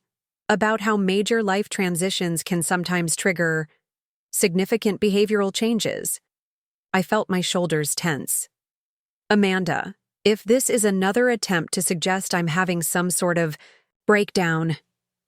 It's not, she interrupted, then visibly collected herself. Or at least, that's not my intention. I'm trying to understand, Mom. We all are. You've always been so steady, the rock of the family. And suddenly, you're changing. Your will, talking about mysterious friends, making cryptic comments about how we take you for granted. It's disorienting for us. The naked honesty in her voice gave me pause. Beneath the controlling behavior and boundary violations, there was genuine confusion and hurt. My children weren't just worried about their inheritance or inconvenienced by my sudden independence. They were struggling to reconcile the mother they thought they knew with the woman now sitting before them. I can understand that, I said, my voice softening. Change is rarely easy, especially when it comes from someone you thought was predictable. Amanda nodded, looking relieved at my less defensive response. Exactly. And Mom, I owe you an apology for asking Martin's assistant about your will. That was inappropriate, and I'm sorry. The apology surprised me. Amanda had never been quick to admit fault. Thank you, I said simply. I appreciate that. She took a deep breath, as if gathering courage. But Mom, we still need to understand what's happening. Not because we're trying to control you, but because we care about you. If something's wrong, if we've hurt you somehow, we want to know so we can fix it. The sincerity in her eyes nearly undid me. This was my firstborn, the fierce little girl who'd once declared she would become a lawyer to make everything fair. For everyone. Beneath her sometimes controlling exterior beat a heart that genuinely wanted to make things right. It's complicated, Amanda, I said finally, and it's not something that can be fixed in the way you're thinking. What's happening is, I'm changing. Retirement isn't just the end of my career. It's forcing me to reconsider who I am when I'm not defined by my work or my role as your mother. But you'll always be our mother, Amanda protested, confusion evident in her furrowed brow. Yes, but that can't be all I am anymore, I explained gently. For decades, I structured my entire life around caring for others. My patients, your father, you children. That was meaningful and important work. But now I need to figure out who Eleanor is when she's not primarily defined by service to others. Amanda was silent for a moment, absorbing this. And these new friends, these changes to your will, they're part of that process? I nodded. Yes, I'm exploring new connections, new possibilities, things that reflect my values but in different ways than I've expressed them before. Like what? She asked, sounding genuinely curious now rather than suspicious. I hesitated, debating how much to reveal. I wasn't ready to tell her about my investment in Charlie's Cafe. That would require more explanation than I wanted to give tonight. But perhaps I could offer a partial truth. I'm considering investing in a small business, I said carefully. A community-focused venture that aligns with my values. Amanda's eyebrows shot up in surprise. A business investment? Mom, that's unexpected. What kind of business? A cafe with a community space component, I said, keeping my description deliberately vague. Something that brings people together, creates connections. That sounds nice, Amanda said slowly, clearly working to process this information. But Mom, small businesses are incredibly risky. Most fail within the first year. Have you had a financial advisor review this opportunity? The swift pivot to practical concerns was so typically Amanda that I almost smiled. Yes, I've had professional guidance. And I'm not investing blindly. I've done my research and considered the risks. Amanda looked unconvinced. Would you be willing to let me look over the business plan? Or Michael? His friend Ryan is a small business consultant. He could... No. I interrupted gently but firmly. I appreciate the offer, but this is something I need to do independently. I value your concern, but I don't require your approval or assistance. Amanda's expression fell, hurt flickering across her features before she masked it with practiced composure. I see. The disappointment in those two simple words struck deeper than any argument could have. I reached across the table and took her hand, squeezing it gently. Amanda, this isn't about shutting you out of my life. It's about establishing new patterns in our relationship, ones that recognize me as an independent adult with the right to make my own decisions, even if you might disagree with them. Even if those decisions might be mistakes? She asked quietly. Even then, I confirmed. Making mistakes is the prerogative of every adult, regardless of age. Amanda was silent for a long moment, her legal mind clearly working through implications and potential arguments. Finally, she sighed. I don't like it, she admitted. But I'm trying to understand. We all are. That's all I'm asking, I said. Understanding, not agreement or approval. She nodded slowly, then gathered her research papers and slipped them back into the folder. I should go. David's expecting. Me home for dinner. She hesitated, then added, Would it be okay if we had that birthday dinner this weekend? All of us together like we originally planned? I know it's late, but... The tentative olive branch touched me. I'd like that, I said softly. Sunday would work well for me. As Amanda gathered her things to leave, I felt a cautious optimism. This conversation hadn't resolved all the tensions between us, but it had been a start, a first step toward a more balanced relationship built on mutual respect rather than habitual patterns. After she left, I poured myself a glass of wine and settled onto the back porch, watching as the last light faded from the sky and stars began to appear. Tomorrow, Martin would finalize the partnership agreement with Charlie. Next week, we would begin the exciting process of location scouting and business planning. My life was changing in ways I never could have anticipated just weeks ago. It was frightening, exhilarating, and above all, entirely my choice. For the first time in longer than I could remember, I wasn't just looking forward to tomorrow, I was actively creating it. Sunday evening arrived with a nervous energy I hadn't anticipated. As I prepared for the belated birthday dinner with my children, I found myself fussing more than usual over my appearance, trying on and discarding 3 different outfits before settling on a deep blue dress I'd purchased years ago, but rarely worn. It was more elegant than my usual style, with a flowing silhouette that made me feel both sophisticated and somehow younger. You're being ridiculous, Eleanor, I told my reflection as I fastened pearl earrings in place. It's just dinner, with your children, not a state function. But it wasn't just dinner, and I knew it. It was the first gathering since our confrontation, the first time we would all be together since I'd begun asserting my independence.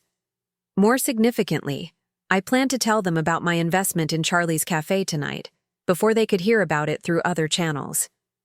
Martin had finalized the partnership agreement on Friday, and Charlie and I had signed the documents that afternoon in a small emotional ceremony at Martin's office. The trust had been established, the initial capital transfer arranged. It was official. I was now a business partner in what would soon become Gathering Grounds Cafe and Community Space, a name Charlie and I had decided on together. The restaurant Amanda had chosen for tonight was upscale, the kind of place that would have been a once-a-year splurge during my working years. As the hostess led me to our reserved table, I spotted my 3 children already seated, their conversation stopping abruptly as they noticed my approach.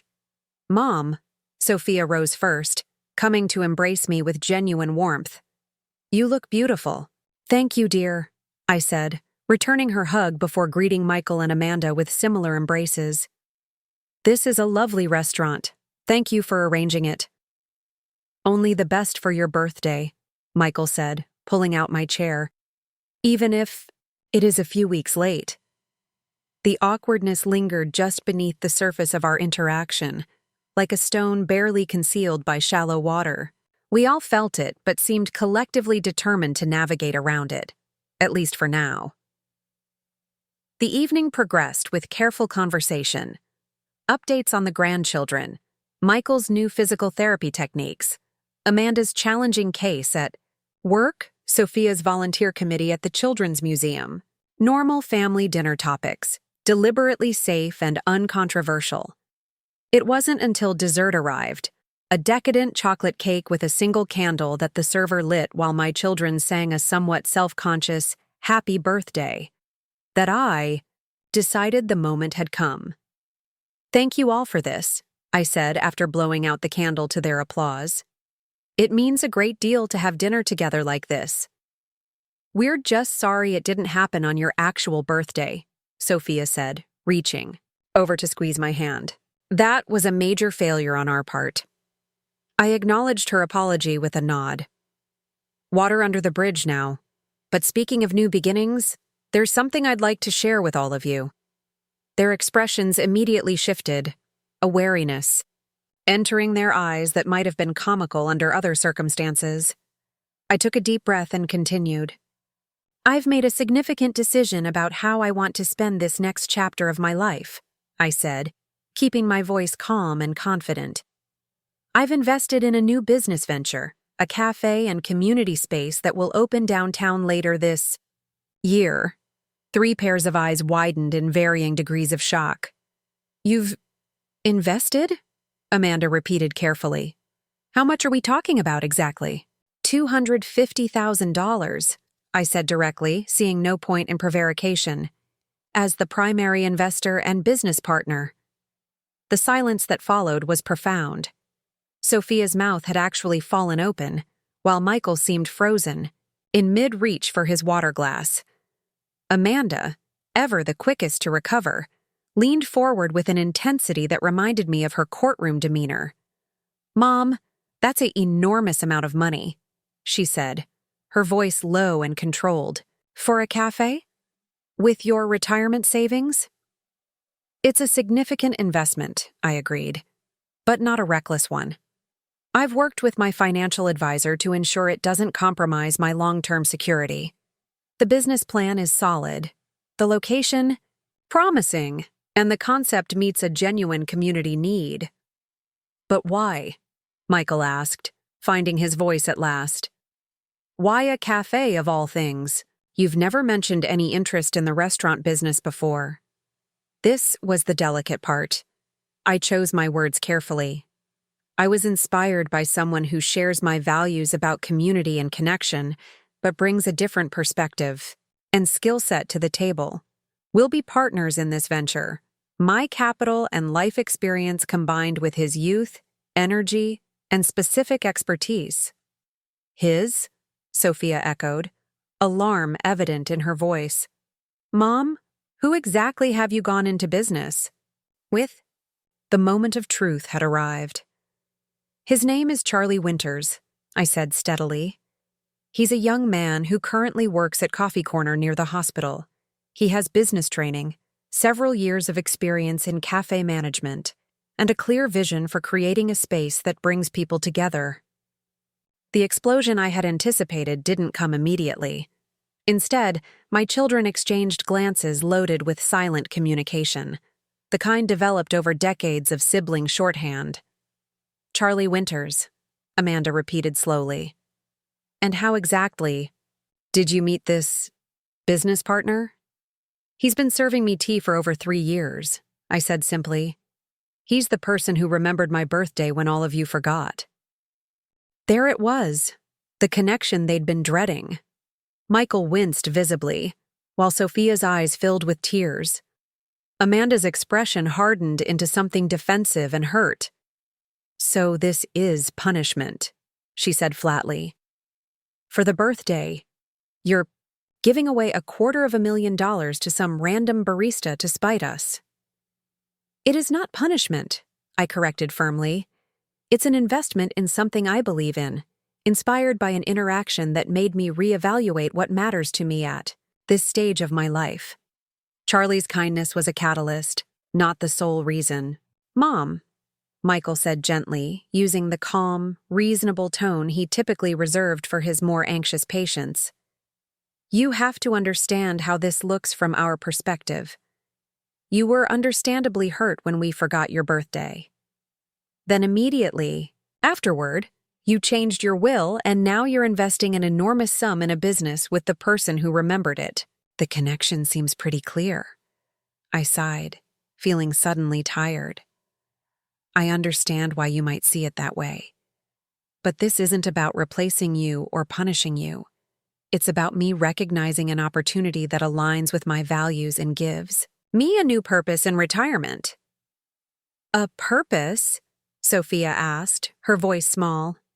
"But Mom, what about us? What about the grandchildren?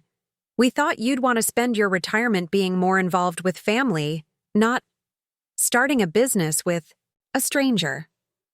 Her words hit a nerve, exposing the fundamental disconnect between their expectations and my reality. "Sophia, I love you all dearly. But being a grandmother and mother isn't enough to fill my days or give my life meaning. I spent 42 years as a nurse, making a difference in my community. Did you really think I could go from that to just waiting for occasional visits and babysitting requests?" Sophia flinched as if I'd struck her. "That's unfair. We don't just see you as a babysitter." "Don't you?" I challenged gently. "Since I retired, how many of your calls or visits have included requests for childcare? How often have you asked about my interests or plans that don't revolve around family obligations?" The uncomfortable silence that followed was answer enough. "I'm not saying this to hurt you," I continued, softening my tone. "But retirement has forced me to confront some difficult realities about my place in your lives. You all have full, busy lives of your own, as you should. But that means I need to create something meaningful for myself as well. Something that gives me purpose and community beyond my identity as your mother."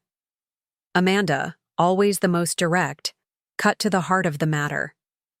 "And you really believe that investing your retirement savings in a cafe run by a young man you barely know is the way to do that?"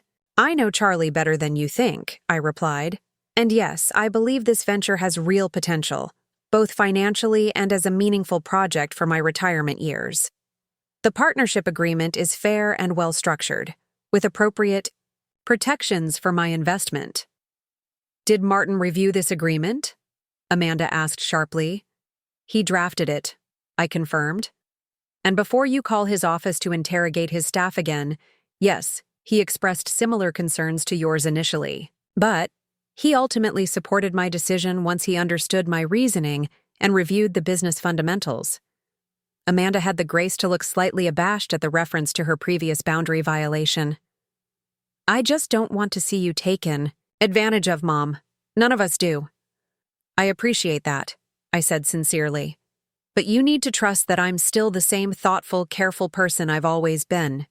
This isn't a rash decision based on emotional hurt. It's a considered choice about how I want to spend my time, energy, and resources in this next phase of my life.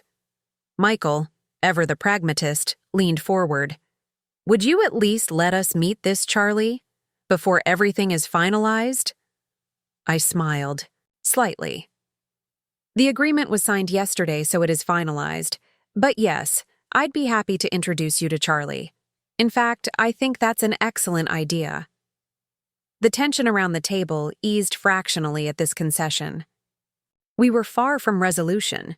I could see the worry and disapproval still evident in their expressions, but at least the conversation hadn't devolved into the angry confrontation I'd feared.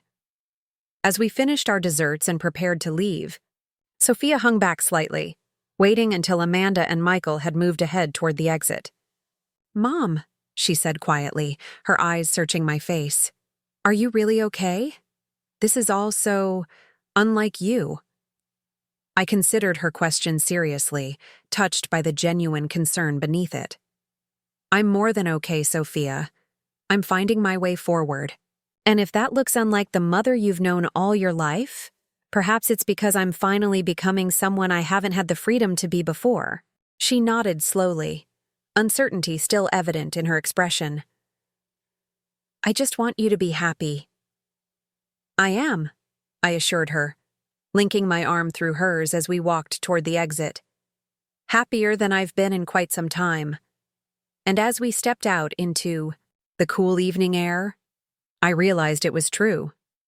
Despite the tension with my children, despite the uncertainty of the business venture ahead, I felt more alive and purposeful than I had in years. The path forward wasn't clear or guaranteed, but it was mine to choose, and that made all the difference. The meeting between Charlie and my children was set for the following Saturday, a brunch at my house that I hoped would be neutral territory. Charlie had agreed with surprising enthusiasm, though I detected a hint of nervousness beneath his easy smile when I proposed the idea. "They're just worried about you," he'd said as we reviewed potential locations for the cafe earlier that week. "That's understandable. I'd be skeptical too if my grandmother suddenly invested $250,000 in a business with someone she met at a cafe." His empathy for my children's perspective only reinforced my confidence in him. While they viewed him with suspicion, as some opportunistic stranger, he saw their concern as natural and legitimate. That generosity of spirit, I believed, would serve him well when they finally met. I spent Saturday morning preparing more elaborately than I had for any family gathering in recent memory, baking fresh scones, brewing premium coffee, arranging flowers from my garden in crystal vases that had rarely left the china cabinet since Robert's passing. My hands trembled slightly as I laid out the good linen napkins, a physical manifestation of the anxiety I was trying to suppress. So much was riding on this meeting going well. Not that I would change my decision based on my children's approval or disapproval, that ship had sailed, but I desperately wanted them to see what I saw in Charlie. The integrity, the vision, the genuine kindness that had drawn me to partner with him in the first place. Charlie arrived 30 minutes early, dressed in crisp khaki pants and a blue button-down shirt that made him look more like a young professional than the casual barista my children were expecting. He carried a small potted plant, an African violet in full bloom. "My grandmother insists you never arrive empty-handed," he explained, offering me the plant with a slightly self-conscious smile. "She says violets are good for new beginnings." "It's beautiful," I said, genuinely touched by the gesture. "Please thank her for me." Charlie glanced around the living room, taking in the formal table setting and elaborate spread. "Wow, Eleanor, this looks amazing. But you didn't have to go to all this trouble." "It's not trouble," I assured him, though we both knew it wasn't entirely true. "I want this meeting to go well." "You're nervous," he observed, not unkindly. "Don't be. Whatever they think of me, it doesn't change our agreement or my commitment to making this work." Before I could respond, the doorbell rang. Charlie straightened. His shoulders, a gesture so reminiscent of a soldier preparing for battle that I almost smiled despite my anxiety. "Shall we?" he said, offering me his arm in a playfully formal gesture that nonetheless steadied me. I nodded, drawing a deep breath as I moved to open the door. All three of my children stood on the porch, their expressions ranging from Amanda's barely concealed suspicion to Sophia's nervous smile to Michael's studied neutrality. They'd arrived together, a united front, just as I'd suspected they might. "Good morning," I said, stepping back to allow them entry. "Please come in. Charlie's already here." They filed in with murmured greetings, their eyes immediately finding Charlie where he stood by the fireplace. He stepped forward with a warm smile, extending his hand first to Amanda, as the eldest. "You must be Amanda, Charlie Winters. It's a pleasure to meet you." To her credit, Amanda accepted his handshake with professional courtesy, though her assessing gaze missed nothing, from his carefully pressed shirt to his polished shoes to the confident but not overly firm grip of his handshake. "Likewise," she said, her tone revealing nothing. Similar introductions followed with Michael and Sophia, with Charlie demonstrating the same warm attentiveness that had first caught my attention at Coffee Corner. He remembered each of their names, made natural eye contact, and showed genuine interest as they mentioned their professions and families. "Eleanor has told me so much about all of you," he said as we moved toward the dining table. "Especially the grandchildren. She's incredibly proud of them, shows me new photos whenever they arrive." This simple truth, that I regularly shared pictures of my grandchildren with him, seemed to catch my children off guard. Perhaps they'd imagined our relationship as purely transactional, centered entirely around the business venture. The idea that we shared normal, everyday conversations about family appeared to disrupt their narrative. "Please, help yourselves," I said, gesturing to the spread of food I'd prepared. "There's coffee, tea, juice, whatever you prefer." As everyone filled their plates, an awkward silence descended, heavy with unasked questions and unexpressed concerns. Charlie, seemingly unperturbed by the tension, commented appreciatively on the scones and engaged Sophia in light conversation about her children's recent school achievements. It was Amanda who finally broached the real subject of our gathering, setting down her coffee cup with deliberate precision. "So, Charlie," she began, her attorney's voice in full effect, "my mother tells us you're currently working at Coffee Corner. How long have you been there?" "Almost 4 years," he replied easily. "I started as a part-time barista while taking classes at the community college, then moved to shift manager, and now I'm the assistant manager." "And your business background?" she continued. "Mom mentioned you have some training?" Charlie nodded. "I'm completing my bachelor's in business administration next year, with a focus on small business management and entrepreneurship.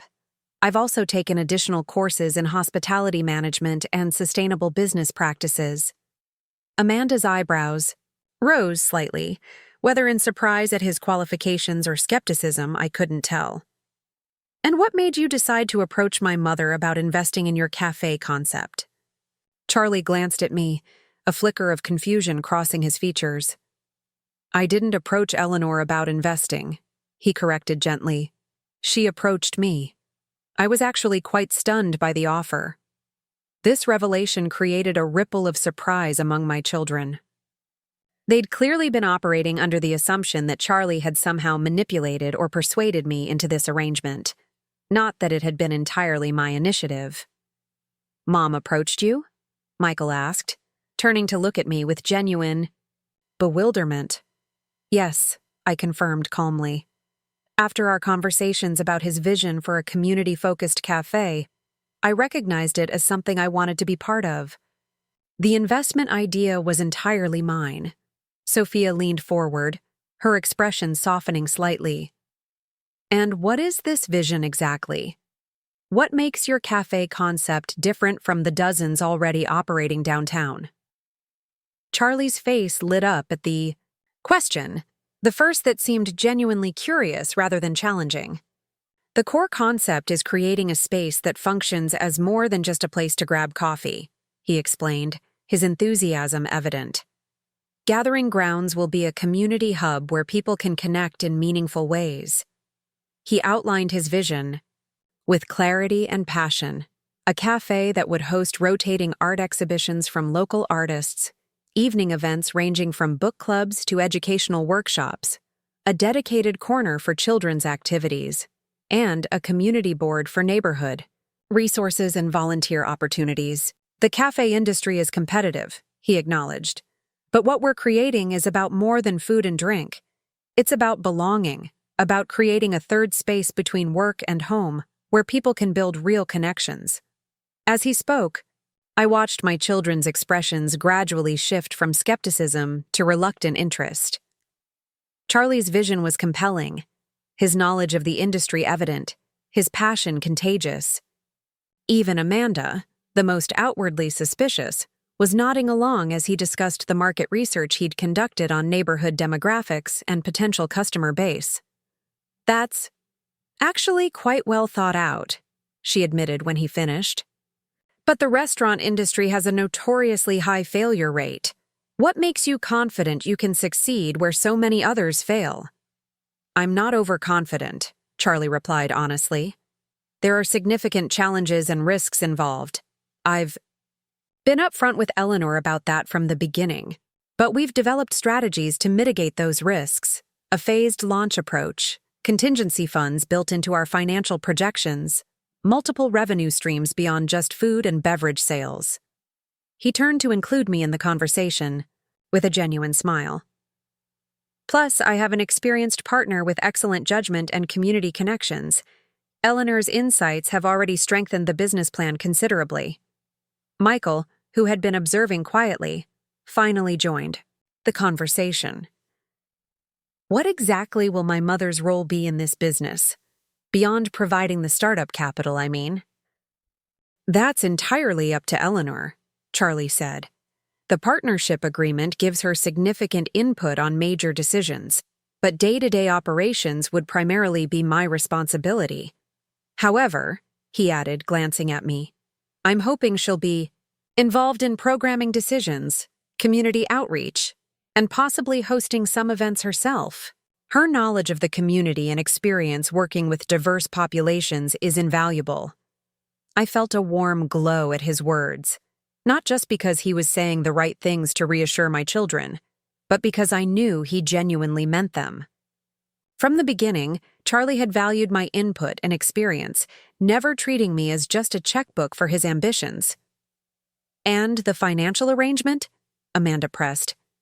"What happens when, the business faces challenges?"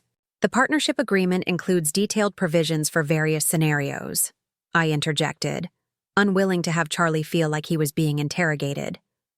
Martin reviewed everything thoroughly and added several protective clauses for my investment.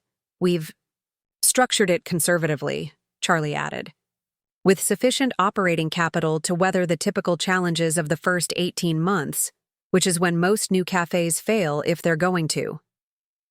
Eleanor's investment is secured against the physical assets, and I've contributed my personal savings as well.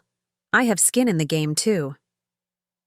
The conversation continued through brunch, gradually evolving from an interrogation into something closer to a genuine discussion. My children asked pointed, sometimes challenging questions, but Charlie answered each with transparency and thoughtfulness. He neither oversold the concept nor minimized the risks, presenting instead a balanced, realistic assessment of the venture's prospects. By the time we moved to coffee and the lemon tart I'd prepared for dessert, the atmosphere had shifted noticeably. The rigid formality had softened, with even Amanda occasionally nodding in reluctant approval at Charlie's responses. It was Sophia who eventually asked the question I'd been both anticipating and dreading. "Charlie, can I ask, why did you remember my mother's birthday when we didn't? You barely knew her then. She was just a customer." Charlie set down his coffee cup, considering the question with the seriousness it deserved. "My grandmother raised me after my parents died," he said simply. "She taught me that remembering the important days in people's lives isn't just about dates on a calendar. It's about recognizing their significance as human beings." He glanced at me with a quiet smile. "Eleanor came into coffee corner every morning for years, always with a kind word, always noticing if someone was having a hard day. The number of times I saw her slip extra money into the tip jar when one of our baristas mentioned college tuition struggles, or stay late to help a confused elderly customer find their way back to the senior center. She sees people. Really? Sees them. His voice softened. So when she mentioned her retirement and birthday were coming up, I wrote it down. Not because I was planning to ask her for money. I had no idea about her financial situation. But because people who take the time to see others deserve to be seen themselves. The simple truth of his words hung in the air, creating a moment of uncomfortable self-reflection for my children. They had failed to see me precisely because they had taken my presence, my availability, my unconditional support for granted for so long. Well, Amanda said finally, clearing her throat, I can understand why my mother thinks highly of you. It wasn't a ringing endorsement, but from Amanda, it was significant progress. As the brunch wound down and my children prepared to leave, Charlie excused himself to help me clear the table, giving them a moment to confer privately in the living room, a gesture of sensitivity I appreciated. They're protective of you, he observed quietly as we rinsed dishes in the kitchen. That's a good thing, even if it's made this morning a bit challenging. They mean well, I agreed. They're just having trouble adjusting to the idea that I might make major decisions without consulting them first. Charlie smiled. Independence is always hardest on the people who are used to being needed. My grandmother says that's the ultimate parenting paradox. You raise your children to be self-sufficient, then feel oddly wounded when they no longer need your guidance. Your grandmother sounds like a very wise woman, I said, not for the first time. She is, Charlie agreed. You'll meet her soon. She's already planning to be our first customer when we open. The casual confidence in that statement, when we open, not if, warmed me. Despite the scrutiny of my children, Charlie's faith in our venture remained unshaken. When it was time for goodbyes, Charlie shook hands with each of my children again, thanking them sincerely for their questions and perspectives. I understand your concerns, he told them. I hope I've addressed some of them today, but please, feel free to reach out if you have more questions as we move forward. This is a partnership with your mother, but I recognize that it affects her family too. After he left, my children lingered, clearly wanting to speak with me privately. I braced myself for criticism or continued resistance. He's not what I expected, Michael admitted, helping me arrange the last of the leftovers in containers. What did you expect? I asked, genuinely curious. Michael shrugged. Someone less substantial, I guess. He seems to really know what he's talking about with this cafe concept. And he clearly respects you, Sophia added, her initial wariness notably diminished. That came through very clearly. Amanda, predictably, was more measured in her assessment. He presents well, she acknowledged. But Mom, this is still an enormous financial risk. Even with the best planning and intentions, most new restaurants fail. I'm aware of the statistics, I said patiently. But not all businesses are started by people with Charlie's combination of education, experience, and genuine passion. And this isn't just a financial investment for me. It's an investment in something meaningful for my retirement years. Amanda sighed, recognizing the determination in my voice. Just promise me one thing. If things start going sideways, if there are red flags, you'll be honest with us and consider our input? It was a reasonable request, one that acknowledged my autonomy while still making space for their concern. I promise, I agreed, though I hope you'll also keep an open mind about the possibility of success. As they left, each embracing me with what felt like a new awareness of my personhood beyond their mother, I felt a cautious optimism. The meeting hadn't solved everything. There was still hesitation, still concern, but a corner had been turned. They had seen Charlie as I saw him, not as an opportunist targeting a vulnerable retiree, but as a thoughtful young man with a vision worth supporting. More importantly, perhaps they had begun to see me differently as well, not just as their mother, always available and endlessly supportive, but as Eleanor Davies, a woman with her own dreams, judgments, and right to self-determination. The weeks that followed were a whirlwind of activity. Charlie and I secured a promising location for gathering grounds, a corner storefront in a historic building downtown, with large windows that flooded the space with natural light and enough square footage to accommodate both the cafe and the community space we envisioned. The building's owner, impressed by our business plan and Charlie's enthusiasm, offered us favorable lease terms with an option to purchase after 5 years if the business proved successful. We signed the papers on a bright Wednesday morning, standing in the empty space that would soon transform into the physical manifestation of our shared vision. "I can see it already," Charlie said, gesturing to different areas of the open floor. "Plan. Coffee bar along that wall, comfortable seating clusters there and there, community board by the entrance, children's corner with the big window seat." His excitement was contagious, and I found myself equally caught up in the possibilities. "The local artist's work could be displayed on this wall," I suggested, pointing to the exposed brick that ran the length of the back section. "And that alcove would be perfect for smaller educational workshops or book groups."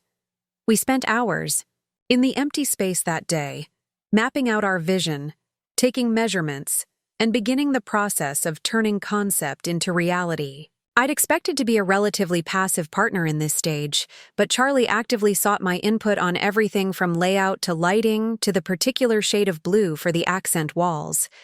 "You have good taste," he said simply when I expressed surprise at how much he valued my opinions, "and you understand what makes a space feel welcoming to different kinds of people. That's exactly what we need." His natural inclusion of me in every decision only reinforced my confidence in our partnership. There was never a hint of condescension in his manner, never a suggestion that my age might make my preferences less relevant or my ideas less valuable. We were genuinely collaborating, each bringing different strengths to the table. My children, true to their word, maintained a cautious but less overtly suspicious attitude toward the venture. Amanda insisted on reviewing our lease agreement before we signed, which actually resulted in several favorable modifications. Michael offered connections to local suppliers through his hospital network, and Sophia volunteered to help create a child-friendly reading corner once renovations were complete. Their gradual acceptance meant more to me than I had anticipated. While I had been prepared to proceed regardless of their approval, their growing support removed a layer of tension that would have otherwise shadowed this exciting new chapter. The real turning point came one Saturday afternoon about 6 weeks after our brunch. Charlie and I were at the cafe space overseeing the initial demolition work, removing old fixtures and preparing for the renovations that would transform the generic storefront into our unique vision. I was discussing flooring options with the contractor when Charlie approached, dust covering his clothes from the morning's work and a slightly anxious expression on his face. "Eleanor," he said quietly, "your daughter Amanda is here. She says she needs to speak with you." I turned to find Amanda standing in the doorway, dressed in casual weekend clothes I rarely saw her wear, jeans and a simple sweater rather than her usual professional attire. What struck me most, however, was her expression, not the suspicion or worry I'd grown accustomed to, but something closer to embarrassment. "Mom," she greeted me with a quick hug. "Sorry to interrupt. Do you have a minute?" I nodded, leading her to a relatively quiet corner away from the workers. "Is everything all right?" Amanda took a deep breath, her professional composure momentarily absent. "Yes, everything's fine. I owe you an apology." She gestured around at the space. "I've been thinking a lot about this project, about your decision to invest in it, and about how I reacted." I waited, giving her the space to continue. "I thought you were being impulsive, maybe even, I don't know, having some kind of post-retirement crisis." She looked down, then met my eyes directly. But seeing all this, seeing how seriously you and Charlie are taking this, how much thought is going into every detail, I was wrong. This isn't a reaction to us forgetting your birthday. This is something you genuinely believe in. The admission clearly cost her something. Amanda had never been quick to acknowledge mistakes. Thank you, I said simply. That means a great deal coming from you. She glanced over to where Charlie was carefully removing old fixtures, working alongside the contractors rather than simply supervising. He's not what I expected, she admitted. He could have just hired people to do all this, but he's actually doing the work himself. That's who he is, I said.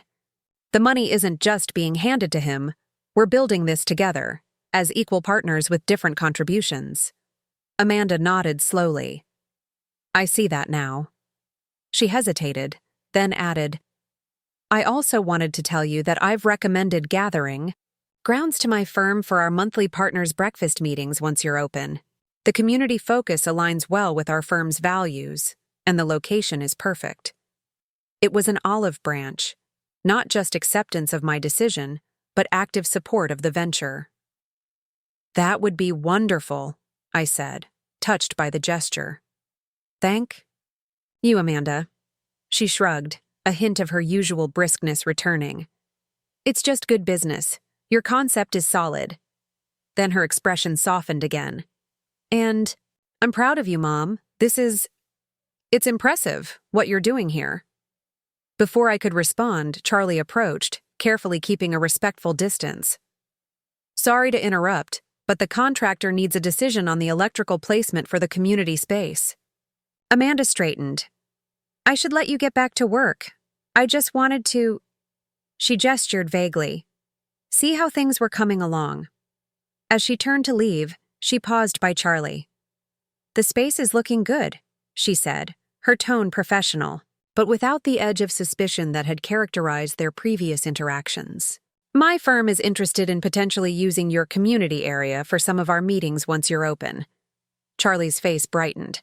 That would be fantastic. We'll make sure to prioritize your booking requests. Family discount. Amanda actually smiled at that. A small one, but genuine. I'll hold you to that, she said, then added in a lower voice that I nevertheless overheard. Take care of my mother. This project means a lot to her. I know, Charlie replied simply. It means a lot to me too. After Amanda left, Charlie returned to his work without comment on their exchange, respecting the privacy of our family dynamic. But later, as we were locking up for the day, he said quietly, That was good. What happened with your daughter today? Important. I nodded, still processing the significance of Amanda's visit myself. Yes, it was. You know, he added thoughtfully, my grandmother always says that the best gifts often come wrapped in the most unexpected packages. Oh? I prompted, curious, where he was going with this. When your family forgot your birthday, it felt like the worst thing, a profound hurt, a confirmation of being overlooked. But if they hadn't forgotten, he gestured to the space around us, our cafe in its early stages of becoming. None of this would be happening. Sometimes the things that wound us most deeply end up creating possibilities we never could have imagined. As we stood in the dusty, half-demolished space that would soon become gathering grounds, I was struck by the simple wisdom of his observation. The forgotten birthday that had caused such pain had also propelled me into this new chapter, one filled with purpose, creativity, and unexpected joy. Your grandmother, I said with a smile, is a very wise woman indeed. She is, Charlie agreed. You're going to like her. She's coming to town next week, actually. Wants to see the space and meet the mystery woman who's crazy enough to go into business with her grandson. I look forward to meeting her, I said sincerely. As we walked out together into the early evening, I felt a profound sense of gratitude, not just for the exciting venture taking shape before us, but for the painful catalyst that had set it, all in motion. My children forgetting my birthday had felt like a confirmation of my invisibility. Instead, It had become the first step toward being truly seen, not just as a mother or grandmother or retired nurse, but as Eleanor Davies, investor, business partner, woman with dreams still unfolding. Sometimes the most meaningful gifts come disguised as disappointments. And sometimes a stranger remembering what family forgets can open doors to entirely new worlds of possibility. Meeting Nana Winters was like encountering a force of nature, one wrapped in a 5'0" package, with silver hair, sharp blue eyes, and a voice that carried the slight rasp of decades of forthright opinions. Charlie had arranged for us to have dinner together at a small Italian restaurant not far from the cafe space. And from the moment she walked through the door, scanning the room with keen assessment before spotting us, I knew exactly where Charlie's quiet strength of character had come from. "So you're Eleanor," she said, extending a hand with surprising firmness as Charlie made introductions. About time I met the woman bold enough to bet on my grandson. "Nana," Charlie protested mildly, pulling out her chair. "What?" "It's a compliment." "To you both," she replied, settling herself with the brisk efficiency of someone who had long ago dispensed with unnecessary social niceties. "Takes courage to invest in new ventures at your age, Eleanor. Most people start battening down the hatches at 65, not launching ships." There was something refreshing about her directness. No condescension, no careful treading around my age or decisions, just straightforward acknowledgement. "I've never been one for conventional timing," I replied with a smile. "And your grandson's vision was too compelling to pass up." Nana Winters, who insisted I call her Maggie, gave a satisfied nod. "Good answer. Though I've reminded Charlie that if he squanders your investment, he'll have me to answer to. I didn't raise him to disappoint people who believe in him." "Nana, I'm 34, not 14.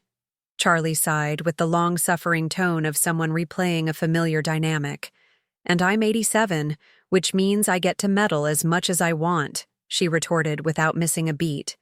"It's one of the few perks of advanced age, along with senior discounts and saying exactly what you think without people daring to call you rude." I laughed, genuinely charmed by her. "I'll have to remember that. I've only been retired a few months. I'm still learning the privileges." "Oh, there are many," Maggie assured me with a wink, "though you've already mastered the best one. The right to surprise everyone by refusing to fade into the background on schedule." As dinner progressed, I found myself increasingly drawn to Maggie's sharp wit and clear-eyed perspective. She spoke of raising Charlie after his parents' accident, not with the self-sacrificing martyrdom some grandparents adopt, but with matter-of-fact acknowledgement of both the challenges and unexpected joys it had brought to her life. "Best thing that ever happened to me, if I'm honest," she said, as Charlie excused himself to take a call from the contractor. "Not the accident, of course. That was pure tragedy. But raising this boy saved me from becoming a bitter old widow, gave me purpose when I needed it most." I nodded, understanding exactly what she meant. "That's how I feel about this cafe project. It came at precisely the right moment, when I was feeling increasingly peripheral to my own life." Maggie's eyes sharpened with interest.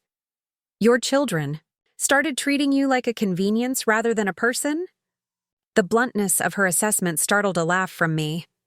"Something like that," I admitted. "They didn't mean to, but—" "Oh, they never mean to," she interrupted with a knowing snort.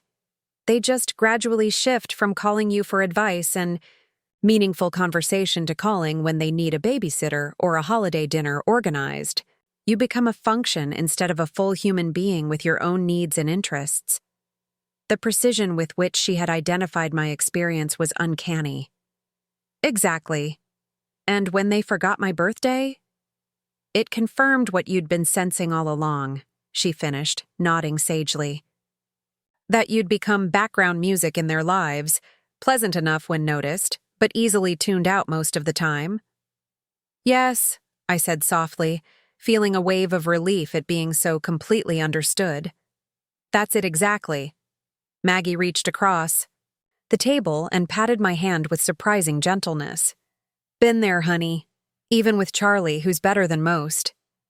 There's a particular kind of invisibility that settles on women our age. Not just from family, but from the whole world. We stop being seen as people with desires and opinions and futures still unfolding. She straightened, her eyes suddenly alight with mischief. Which is why I took up competitive ballroom dancing at 78, started wearing red lipstick every day, and told my bridge club ladies they could either update their conversations beyond ailments and grandchildren, or find a fourth elsewhere. I laughed, delighted by her rebellious spirit. And did they? They did indeed, she confirmed with satisfaction. Turns out Mildred harbored a lifelong interest in astronomy. Patricia had been secretly writing romance novels for 40 years. And Helen had strong opinions about cryptocurrency, of all things. We have much more interesting Tuesday afternoons now. When Charlie returned to the table, he found us deep in conspiratorial conversation, comparing notes on the subtle ways society attempted to diminish women of a certain age and strategies for subverting those expectations. I see you two are getting along, he observed, looking pleased if slightly wary. Your grandmother is a revelation, I told him sincerely. Where has she been all my life? Raising this one to be worthy of partnerships with smart women like you, Maggie replied, her gruff tone softened by the evident pride in her eyes as she looked at her grandson. Now, are you going to show me this cafe space tonight? Or are you going to make an old lady wait until morning? Charlie glanced at his watch. The contractors will be gone by now. We could head over after dinner if you're not too tired from your flight? Does he think I'm fragile? Maggie asked me with exaggerated exasperation. At my age, you don't waste time being tired. There's too little of it left to squander on inconveniences like fatigue. And so, after dinner, we made our way to the soon-to-be gathering grounds, the space now stripped back to its essential elements, ready for the transformation that would begin in earnest next week. In the dim lighting of evening, with only our phones to illuminate the vast emptiness, there was something magical about standing there together, 3 generations united by a shared vision. You've chosen well, Maggie declared after a thorough inspection, her voice echoing slightly in the empty space. Good bones, excellent natural light, and the corner location gives you double the window frontage. Smart. We thought so, Charlie agreed, his arm finding its way around his grandmother's shoulders in a casual gesture of affection. What do you think of the layout we've planned? As they discussed design elements and traffic flow, I found myself watching their interaction, with a complex emotion I couldn't immediately identify. There was something profoundly moving about their relationship, the evident respect Charlie had for his grandmother's opinions, the fierce pride with which she regarded him, the easy shorthand of long association between them. It was only later, after we'd said goodnight to Maggie at her hotel, and Charlie and I were walking back to the parking garage, that I recognized what I'd been feeling. A bittersweet longing for this kind of relationship with my own children, one based on mutual respect and genuine interest rather than obligation and habitual patterns. Your grandmother is extraordinary, I said as we walked. You're very fortunate to have her in your life. Charlie nodded, his expression thoughtful in the glow of the streetlights. She saved me in every way a person can be saved.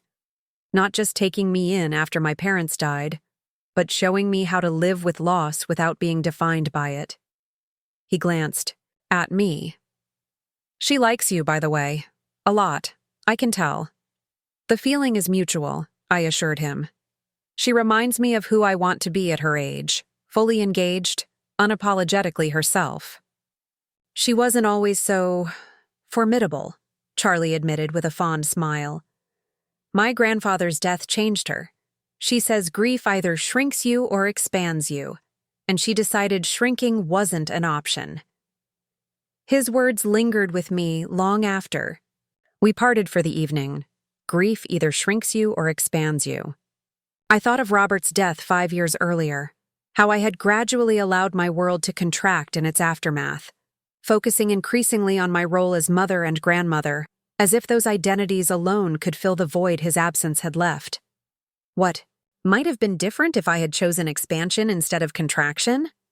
If I had seen widowhood as an opening to new possibilities rather than a closing of doors? The questions accompanied me home, whispering of alternative paths and second chances. The day Maggie returned to her home in Oregon, I received a small package delivered to my house, an elegantly wrapped box with a handwritten note attached. Eleanor, Charlie tells me you've been taking pottery classes at the community center as a retirement hobby. Thought you might appreciate this. It was given to me by a dear friend when I started watercolor painting at 65. Remember, talent is lovely, but persistence is everything. Looking forward to seeing your creations when I return for the grand opening. Warmly, Maggie. Inside the box was a beautiful glazed ceramic vase, clearly handmade, with an inscription etched into the bottom. It's never too late to create something beautiful. I was touched beyond words by the thoughtfulness of the gift and the encouragement it represented. My pottery classes had been a private experiment, something I'd mentioned casually to Charlie during one of our planning sessions, but hadn't discussed with my family. The fact that he had not only remembered, but had shared this detail with his grandmother, and that she had responded with such kindness, moved me deeply. I placed the vase on my kitchen windowsill where morning light would catch its jewel-toned glaze, a daily reminder of new friendships and creative possibilities still unfolding. Michael arrived at my house unannounced one Tuesday afternoon, his expression unusually serious as I welcomed him inside.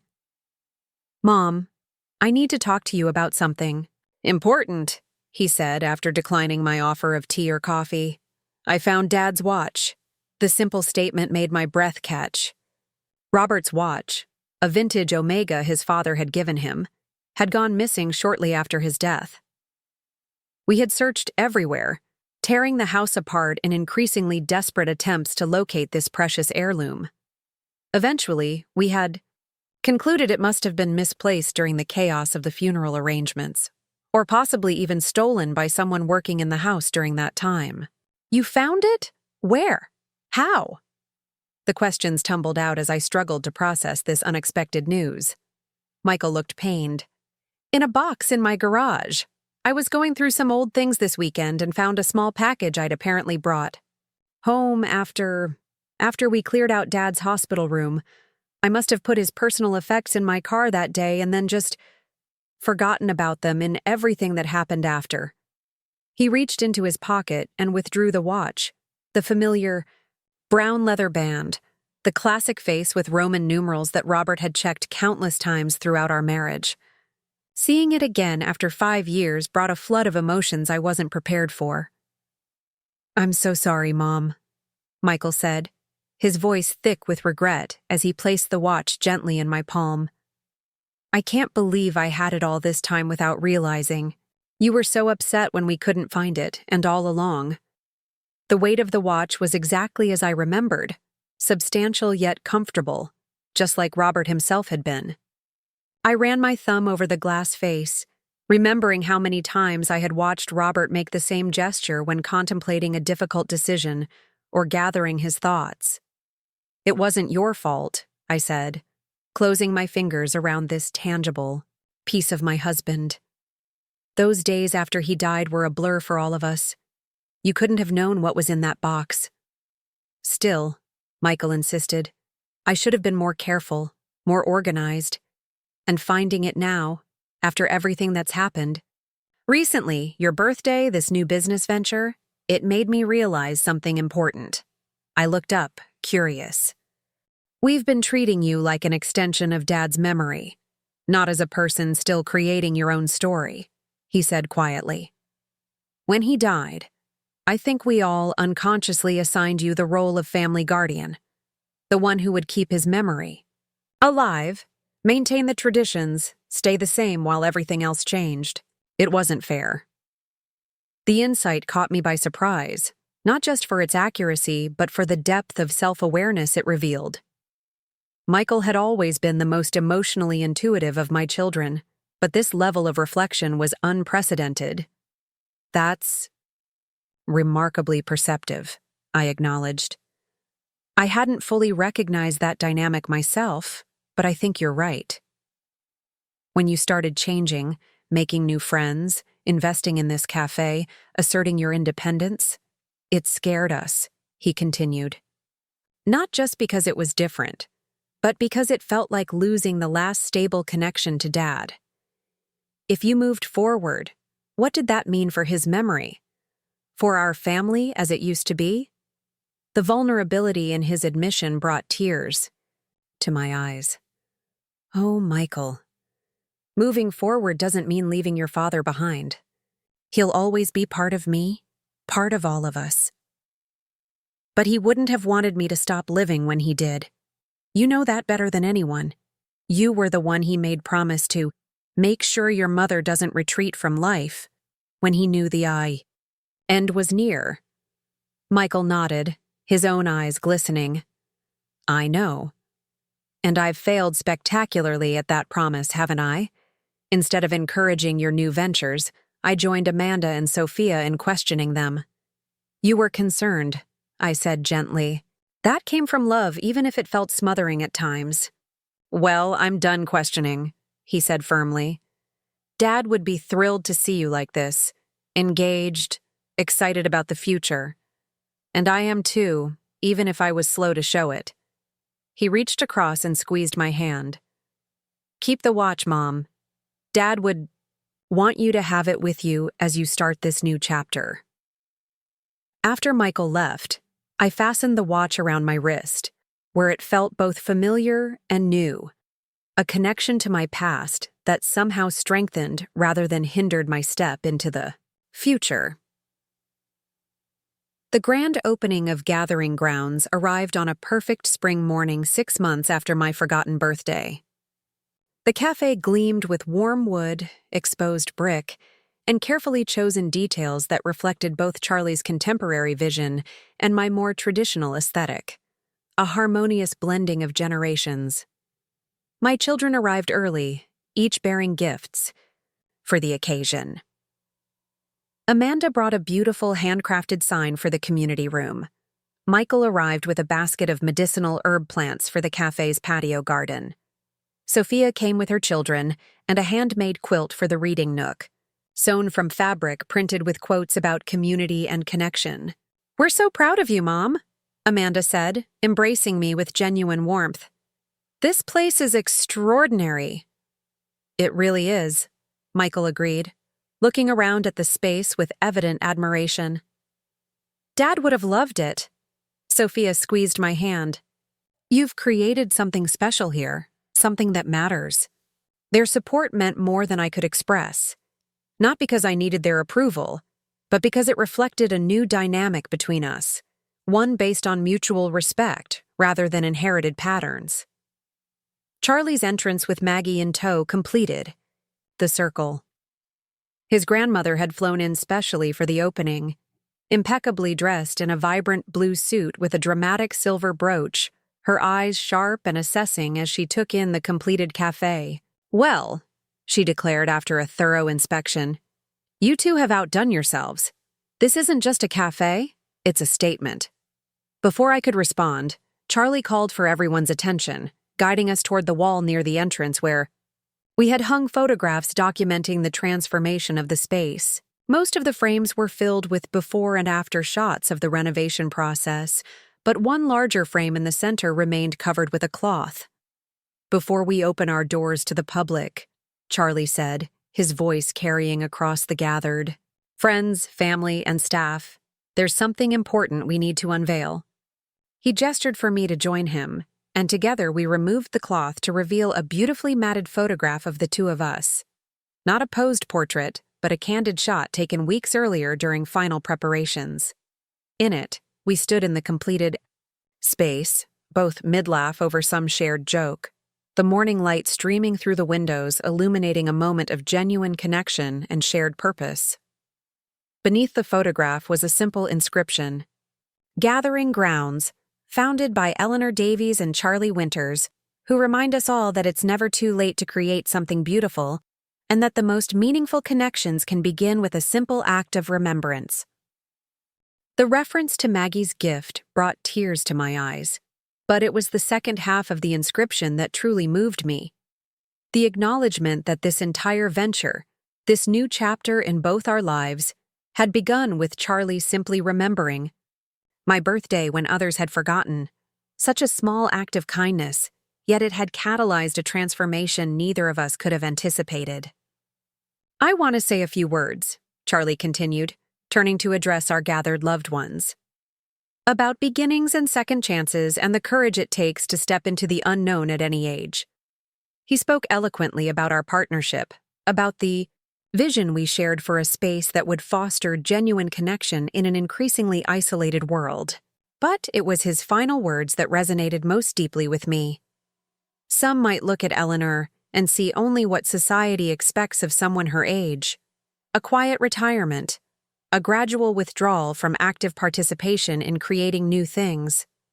But those people would be missing who she truly is: a woman of vision, courage, and remarkable resilience. "I'm the luckiest business partner in the world, not because of her investment, but because of her wisdom, her insight, and her refusal to accept invisibility when she still has so much to offer the world." To Eleanor, he concluded, raising a coffee cup in toast, who saw possibility where others saw only a barista, and who reminds us all that the most important birthdays aren't the ones marked by milestone numbers, but the ones that mark true new beginnings.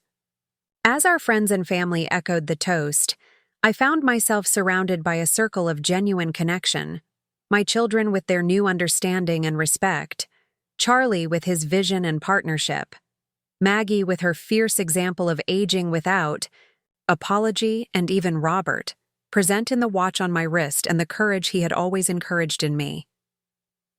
6 months earlier, I had sat alone in my kitchen as my birthday ended, feeling invisible and forgotten. Today, I stood at the center of a community I had helped create, more fully seen and engaged than I had been in decades. The forgotten birthday that had wounded me so deeply had become the catalyst for the most meaningful chapter of my life.